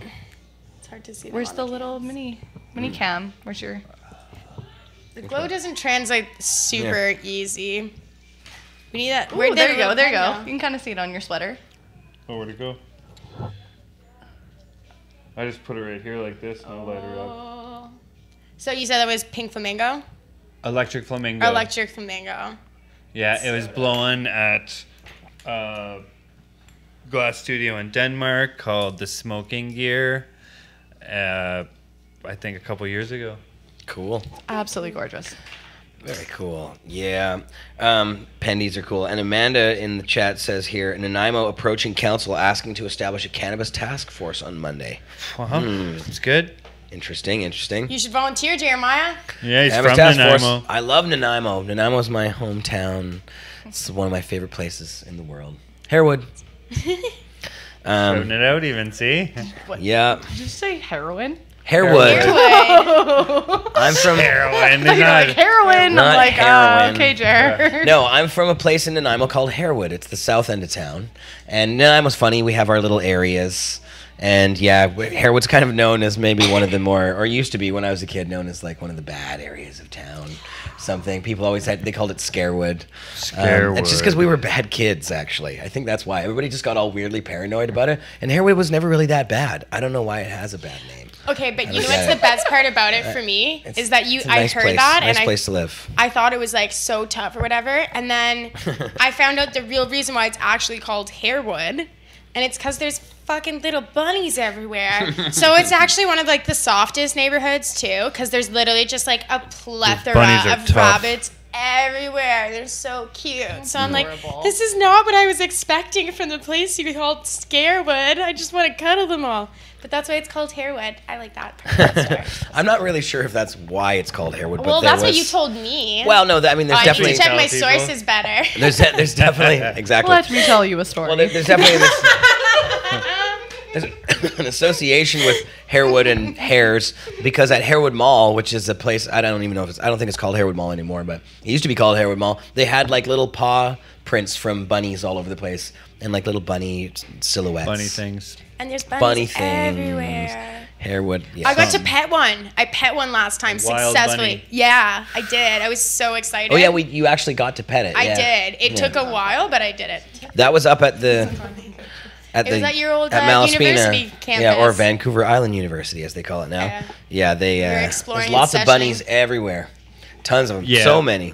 Next time we're there, we'll do a job venture, and you can get me running around trying to pet the bunnies. YTFP says, "Who is that next to Carly?" That's Ashley. It's Ashley. That's Ashley. Hello. Ashley has been on Pod TV for many years, going On and off. back. On and off, On and off you for know? like 8 years or something. Probably. Has it been that long? I think it's been about that long. We'll say That'd it's give 8 you a clue to years. my age. 8 years, yeah, jeez. Yeah, you're finally 9 years old? Nice. Yeah. She started when she was 1. Start them young, right? Yeah, one. Yes. And Vicky now is in the chat on Facebook. Hi, Vicky. Hi, Vicky. Vicky. Yeah, so I don't know what we have left to do on the show. I have more videos. Probably I just show can't them. remember what the hell they were.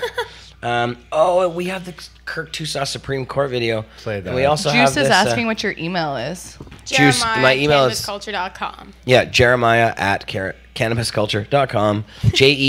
JEREMIAH. There it is. Jeremiah at No, cannabisculture.com. Rolly spelled it wrong. Oh. It's JEREMIAH. Jeremiah. Close, but and it's cannabisculture.com. Rolly also spelled cannabis wrong. There's 2 N's in cannabis and a .com at the end. So yes, but I want to play this video. So I got a couple different videos here. First one was another CTV video. What is this video?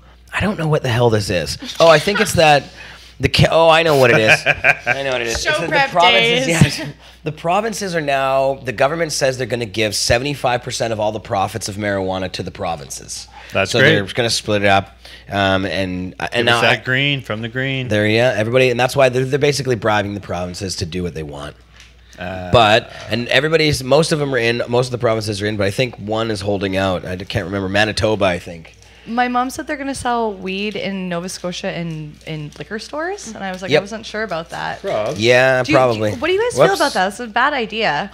Bad What if idea. What if you're a recovering alcoholic, or you can't be around alcohol or anything to do with alcohol, and you're going in to purchase your medicine, and it's next to alcohol? Like, that's kind of like if you are an recovering alcoholic, and you're like, I don't want to drink, but then you have to go into a liquor store to get your medicine to make you not drink. Like, isn't that a natural trigger to buy alcohol? Even if Yes, you don't and that's a very good point, actually. Like that's what automatically I thought about. And also I have stomach issues and stuff like that, and like sometimes when you go into a liquor store it smells like liquor, and like I don't want Yeah. to smell liquor it when does. I'm already feeling like I'm gonna vomit. It's to a go get my terrible medicine. idea to associate cannabis with liquor in any way, and putting them together is wrong. Like I like to consume liquor and cannabis, and it might even be easier to stop buying and get them both at the same place, but I still don't think they should do it. They're 2 completely different kinds of substances. Even if they do it, I don't have that much of an issue if they do it, but you can't do that exclusively. If they want to try to make money, if they want to sell, I don't have any issue if it's just providing extra access, but if you're denying people who want to give access to locally grown stuff that's really good, high quality, and have been doing it for a long time, they've been in the community for a long time, then I have an issue with that. But I mean, it's still providing access, whatever. But at the same time, like, yeah, you can't force people to go in. Even if you're not an alcoholic, it's hard to be around beer. Think about when you, like, watch a show. Like, I've been watching Cheers lately. It is so hard to watch an episode of Cheers and not crack open a cold beer. Like, it is hard. So even just going through, you might not be planning on drinking. You might not be an alcoholic. And maybe every time you go in to get your gram of weed every day because you want it nice and fresh, which if you're close to a dispensary, a lot of people do that because why wouldn't you get it fresh every day? Then all of a sudden you're getting more and more influence to see alcohol all the time, and it slowly becomes ingrained. And maybe you're not already an alcoholic. Maybe there will be more people who are overusing alcohol because they're constantly seeing the advertisements everywhere they go. They walk in to buy themselves some weed, which is not poisonous, not dangerous, not bad for you at all, and they have somebody who paid a bunch of money to stand in the liquor store and go, hey, try some of this free wine. And it's on sale right now too, so go buy it too. Free samples. So it encourages alcohol consumption, and alcohol consumption is already, and this is being said by somebody, I like to drink, and I don't mind some, you know, it's fun to have fun, and it's fun to celebrate that that's okay, but the alcohol culture today is crazy. It's so acceptable to just drink all the time, like the whole rosé all day thing. It just like normalizes alcoholism. Even if it's rosé, and even if you're like Beyonce and sipping beside the poolside, you're still drinking every day. Right. You know what I mean? So and despite these problems with alcohol, we shouldn't be glorifying and putting them beside each other. Despite the fact that it's a substance that can actually cause real problems for people, and it should be kept out of the hands of kids and all these other things, I still think that it should be regulated in a different way. It shouldn't be as heavily regulated as it is now. Private stores should be allowed to deal with individual breweries and things like that. It shouldn't be sold at just government stores like they do have in Ontario. And they should not model cannabis in any way on the way, what they're doing with liquor stores. And so with that in mind, there's a court case going on right now in Ottawa, and this is a case that's involving alcohol, and now it does involve cannabis as well, since Cannabis Culture intervened in the case. This is one that's at the Supreme Court of Canada, and if you've been watching this show, you know a little bit about it already. A person, I guess his name is Como, that's how you pronounce it. Como. And he was caught with a bunch of liquor in his car. Not that much liquor. It wasn't excessive to the point of being crazy or anything. It was like a 2, 4, and then some. Yeah, it was like something 48 like that. cans or something. It wasn't too much. Shit, I have that at home. Yeah, but it's too many because it's over the limit that you're allowed to take from province to province. Mine's from Alberta. So this guy they did some sting operation on the poor guy. He got in shit, and he challenged it. So it made it to the Supreme Court. And now the government is fighting we're actually fighting the government, and this guy is fighting and challenging in a constitutional way, because in the Canadian Constitution it says that there is not allowed to be any impediments to interprovincial trade. So nothing's allowed to slow or stop interprovincial trade. That includes things like tariffs, but it could include other things like monopolies put on by governments. So at least that's how it's being interpreted. And this is a constitutional question, so it's up to judges to sort of decide and interpret this and see as they see fit. Hopefully they don't just side with the government because it's all about the cash. Convenient for them to do so. Right. It would be much more convenient for them to do so. It would cause a complete overhaul and upheaval if they did it the opposite way, depending on how they're going to do it. And it would also... But if they have to stop, they have to stop, so... But we intervened in it because... there's a big chance that if we win, it could be thrown, all of the laws, the ones dealing with liquor, but also the ones dealing with cannabis, including their cannabis monopolies that they want to build, could be interrupted or completely thrown out because of it. Or at the very least, we'd be able to send mail order marijuana into Ontario and something along those lines. Or be able to buy some, like, in Ontario and go over. Like, when I was a kid, we used to hang out near Kirkland Lake, and right on the border, there's, like, the Quebec border was there. And it's just like not a border. It's just like the corner stores there. But when you go in that corner store, you can buy beer when you're 18. Right. And in Ontario, you couldn't buy it till you were 19. So you just drive over there, buy beer, and drive back. And not like, you know, it was really like no one ever stopped anybody anytime. Right. Wow. Well, and that's kind of how it should be. Yeah. And that was legal imported beer. Yeah.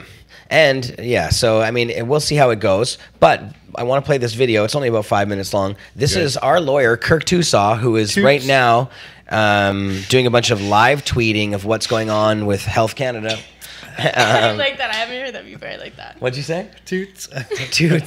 Toots. Yeah, Kirk's amazing, and you got to check out his Twitter feed. It's totally dope, and he's doing live tweeting right now. But watch him in court arguing and intervening in the Supreme Court for us, Cannabis Culture, right here on Pod TV. He's like a ninja in court, that guy. He is like a ninja in court. Man, yeah, I'm very happy he's my lawyer. So here's Kirk. Toots.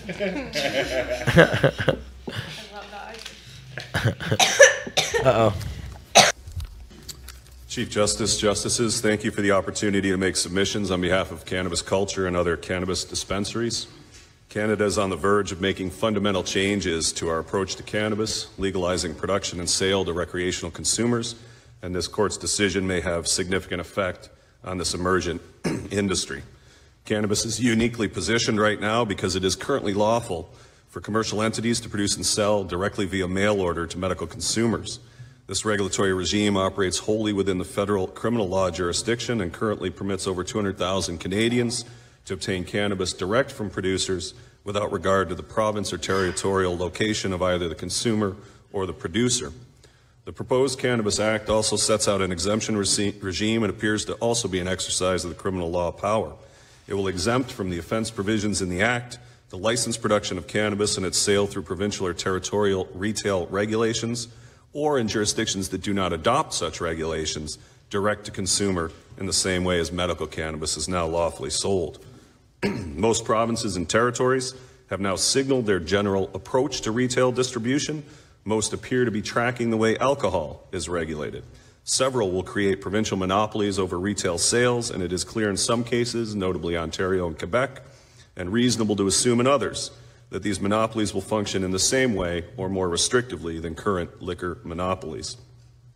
Cannabis dispensaries such as Cannabis Culture operate outside of any regulatory frameworks, with some municipal exceptions, and serve medical and sometimes recreational consumers.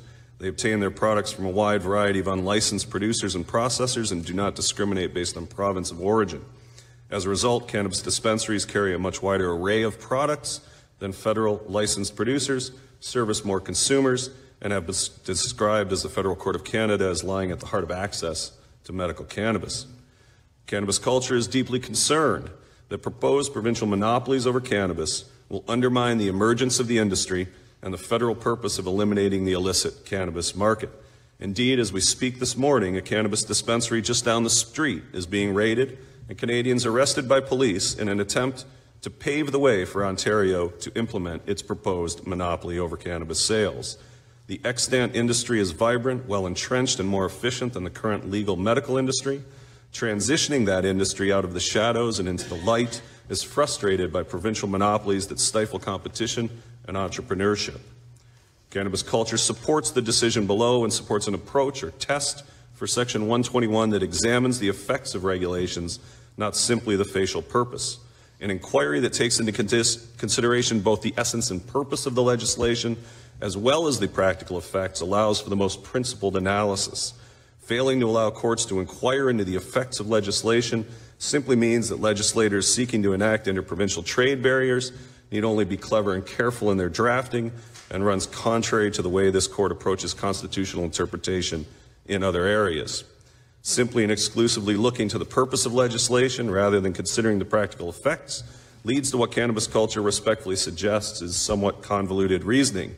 The idea that a provincial liquor distribution branch that markets, publicizes, and generates significant revenues from the sale of alcohol is doing so to improve public health. Accordingly, Cannabis Culture supports the position of the respondent and the interveners that suggest various iterations of a test or an approach to analyzing legislation that probes the true nature of the enactment rather than simply its facial purpose, and in this regard finds and supports the submissions of the respondent and the intervener, Federal Express, particularly convincing.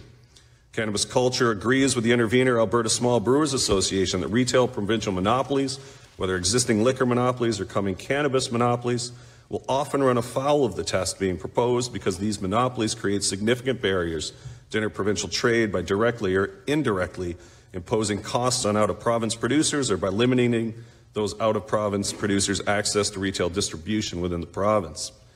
As the intervener Federal Express points out, e-commerce transactions are a common feature of consumer life in Canada, and the enactment at issue completely prohibits those transactions, which would be true for cannabis as well in the proposed regulations in most provinces and territories. Cannabis Culture supports Alberta's approach to alcohol, which does not impose a provincial monopoly and allows private retail distribution in combination with fair and equal access to this retail system by alcohol producers, irrespective of their geographic location within Canada. Cannabis Culture also submits that provincial monopolies over retail distribution reduce consumer choice. Prohibiting private dispensaries from participating in the illicit industry works contrary to the goal of federal legislation and contrary to a balanced approach to federalism and the free flow of trade across the country. Thank you. Thank you.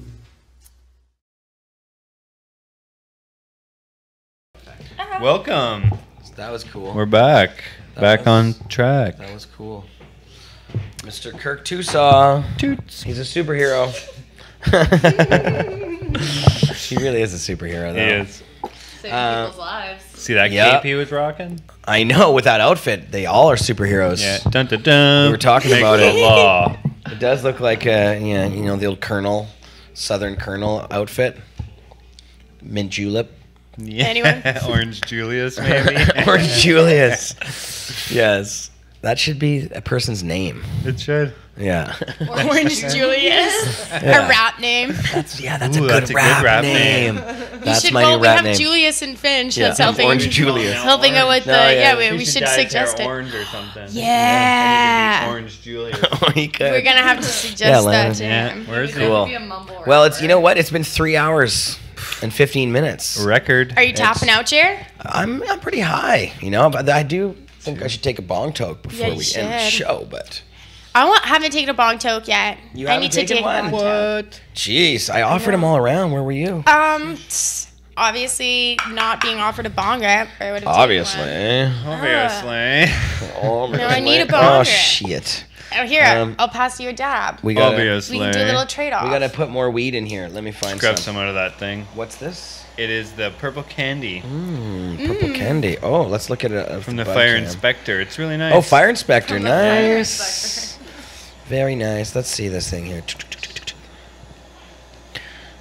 Bud cam. Stir it up. Stir it up. That's it there, huh? That's the stuff. That's the stuff. Same stuff there is in that grinder. Look at that. We smoked bud. it throughout the show. Burned white. Burned nice. Inspected by the Fire Inspector. Did pass inspection. Pass inspection. There It's was got the like official 5 seal. alarm fire going on. 5 there. alarm. I love Fire Inspector. Yeah. That's pretty good. We got a dab going on here. Dab. A trade to bong toke for a dab. Cool. Dab venture. There you go. There's your bong toke. And is this thing hot? Oh. Hot. Probably have to let it cool. Nice. Thank you. Okay. Not Wow. for too long. That'll probably not Probably much. That's not. huge. So I'm gonna hit Normal mine. size. It's gigantor. Jared takes Look at baby that. dabs. That's And like I a take sheet. baby bong tokes too, because you can just get them deeper and stronger. Hold it longer. Yeah, can you pass me lighter, please? The glow-in-the-dark one. Oh. So far, everyone's whispering now. We got bong hits going on. Everybody let him focus on his dab. He He has to concentrate while he dabs. So that You we know, don't we're at ruin that your point focus. now. It's time to whisper. We're gonna do a bong rip. Do Camera your 2. Bong toke, camera 2. Oh, right out of Gotta the hold up a little camera. higher. We can't see it. Dun dun dun dun. Yeah, there you go. There, Ashley Hopper. Teamwork makes dream work. Just hold the cup underneath the bong. Yes, there. You're good at that. Cupping It's like a presentation.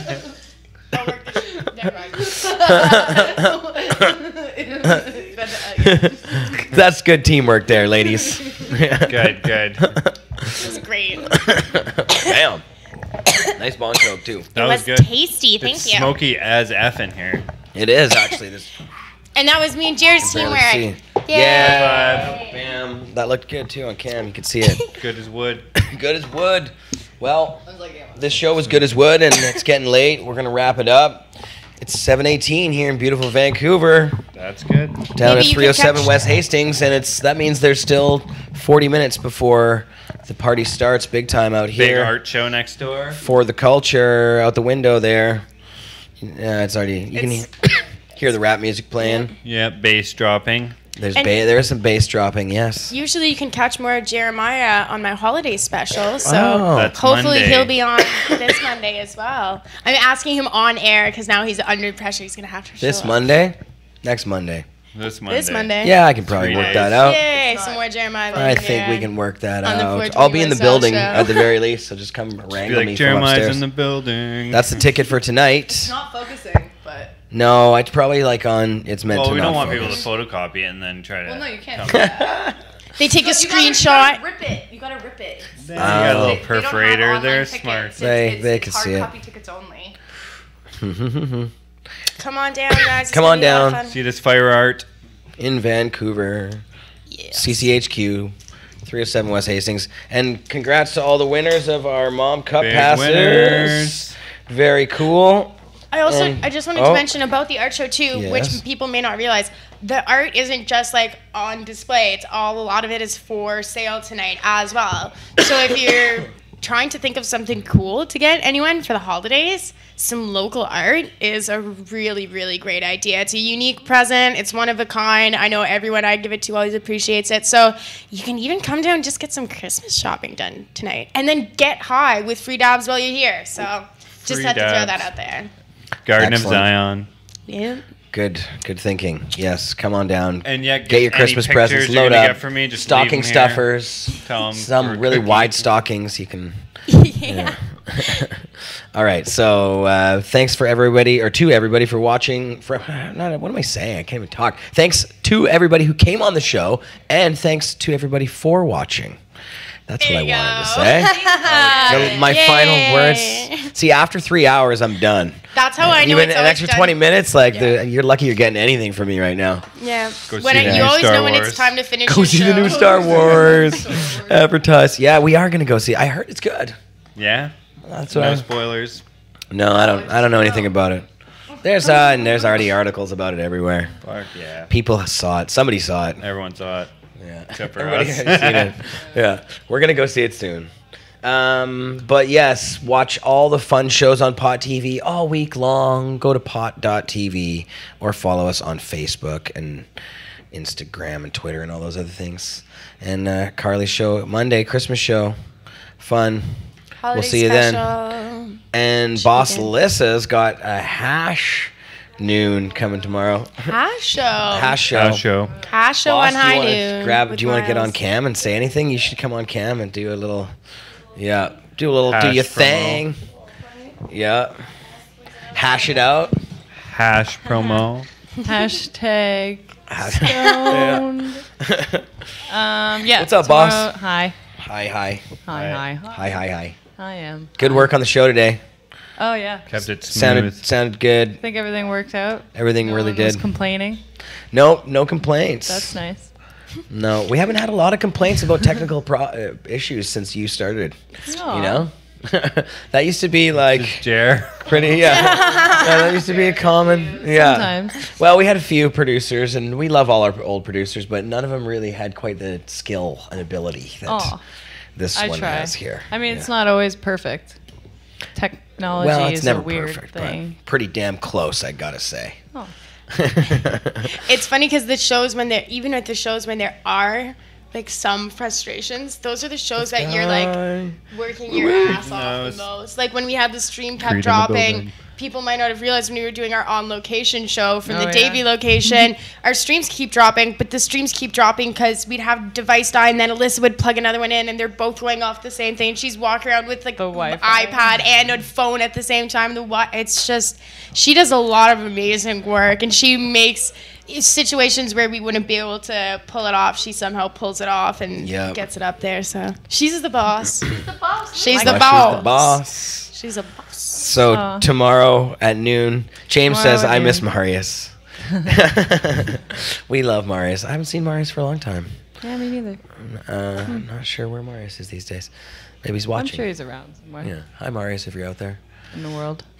So tomorrow at noon. Tomorrow noon, hash. Hash We're gonna smoke noon. a lot of it. Dancing. We're gonna talk about Oh, how it's made and all those things that involve that. I'm gonna learn stuff because I Yeah. don't really know much about hash. I don't really smoke a lot of hash. Squish I it. feel like most people don't smoke a lot of hash. They don't. It makes me too tired. What? I find the opposite. Strong for Really? you then. Yeah, I feel like It indicas hash me is out. like It's a, heavy. a reawakening. Yeah, Mr. Cookie does love his Like hash. I like Bubble full hash. I do. I melt really and love bubble hash. I smoke a lot of it. It's good. Yeah. Yeah. I like the full melt wanna and the come- bubble hash, but Wanna then come here tomorrow? Boofla. Yeah, just come down for the hash Probably show. know a lot about hash. He does know a lot about hash. He doesn't get up that early though. Yeah, that If you seems called to the be a show common thing. high 4 p.m., you might got a better Yeah. chance. Yeah. Or every high other 6 day. or 7 would be better. High 420. Yeah. 420. Hi tea. High tea. With cookies. Hi tea with cookies. Is that like 310 or something? Oh my god. Mr. Cookie. Mm-hmm. I fucking Dude, hate You should have a you need like a podcast called Cookie Dough. Yeah. Yeah. Oh my god. Yeah, Well, that I would just be drive good. around, dude. Be like, oh, I'm here. Shouldn't we be able to bring Token Tuesdays back now? Because Asia has all her stuff worked out. She wasn't able to continue doing Token Tuesdays because yeah. she was doing her court stuff. We should work up on to bringing her. Good Token. sh- They good have question. a bunch of episodes that Because they we don't had have a set Tuesday up. show at the moment, and I'm not sure when Freddie is coming back or what Freddie he's P. doing. So, in the And meantime, Asia's show was great. yeah, she had a great show. It was. Token Tuesdays. So we're Token gonna bring Tuesdays. back in the New Year's. Well, we should talk to. I mean, that's up to her. Yeah. Don't look at me. Well, I know they do have Peer some pressure. episodes. They recorded a bunch of episodes that Oh, I they were guess ready to Tuesday's publish, opened up, hasn't it? but then they were. She How wasn't allowed convenient. to. Cody Van Gogh. I said, and I guess Tuesdays have opened up, hasn't it? Yes, they have. How convenient. yes, Hasn't it? That's why it seems kind of like puzzle. Jody's Joint was on Tuesdays too. Jody's Joint. Yeah, they could call it Cookie Cutter. Cookie Cutter's good. Ooh, that's good. Nice. Two Yeah. joints? You're awesome. Yeah, 2 joints. And He won. He won tonight too. yeah, he did win. He won general admission pass. Mission, Mom Cup, Da-da-da-da. February end of it. Yep. And Cookie, have you heard of all right. the edible cookie dough place in Vancouver? No. Well, we should do a dab venture there and show off that delicious looking place. Yeah, dab venture to edible cookie dough with cookie. Ah, yeah. So fun. So perfect. That's That Let's would do that. work. It We'll would smoke work. a big fatty, get mad munchies, and then just go Eat eat mad cones of cookie They're, dough. yeah, they put it in a cone. They do. It's just like you ice get cream. Like a, yeah. And but they make it's edible cookie dough, so it's different than it's not Oh, just like they make it. super They make it with heavy. pasteurized eggs, so Yeah. it's not. Not There raw doesn't. egg. It's pasteurized eggs, so they're. I still eat it's- the other shit. Usually I'm fine. Yeah, exactly. Yeah, it's probably like a thing to try and sell it though. They're like, yo, can't do that. It's got raw eggs. Yeah. They had one Yeah. open up in New York and it went crazy. It was one of the most viral foods of the year, and I noticed that when it opened up. Yeah. Viral foods. I'm Viral. not It's sure true, if it's a that's thing. like a good thing. Man. Or, yeah. Like the double No, it's- down. that was it. That thing. Viral, you know what I when mean? foods It- go online, viral, it's a whole online. different story. People were crazy about it on Instagram and stuff like that. The people go to I food guess to go that's eat food specifically because they want to put it on social media. Like there's the Coco 70, That the ice hanging cream, the bacon. Dippery on Abbott The Street. dippery. And it's got all sorts of fancy ice cream. That's what they call it. So I'm going to call it what they call it. It's an ice Dippery-doo. cream shop. But they have all Dippery-doo. sorts of fancy things you can dip it in. I literally can't walk past that place without seeing like a gaggle of girls or people A in general gaggle. just Gaggle. taking That's more than selfies three. with the ice cream Gaggle cone. of the dippery. It's more than 3. A gaggle of dips at the dippery. Giggling Okay, and we'll see you dipping. next week.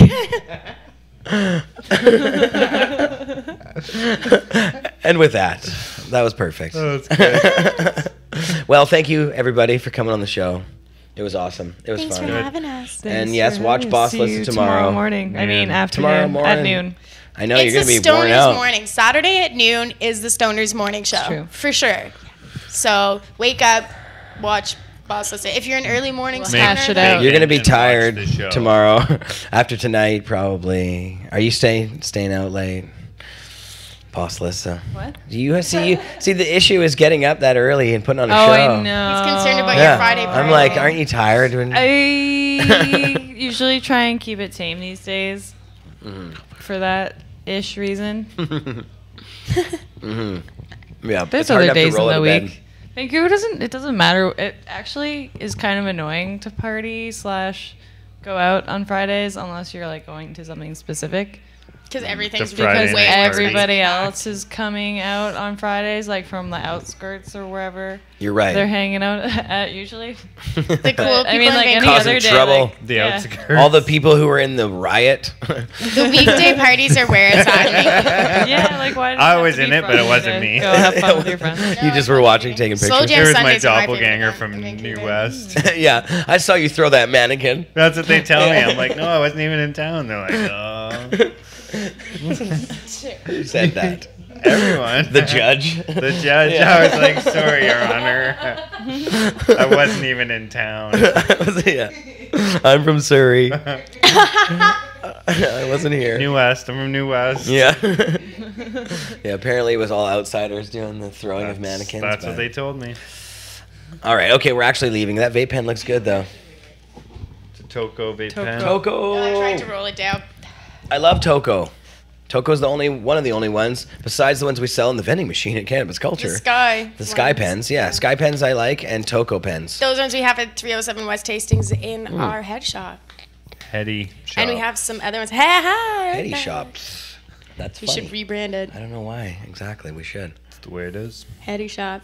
Mr. Cookie's coining phrases tonight. Just Left and right, copyright. Bam. Oh. Left and right, copyright. Snagged. All right. Okay, we love you, Pot TV. We'll see you soon. Follow us on Instagram. Yep, follow us on all that stuff. Follow it up.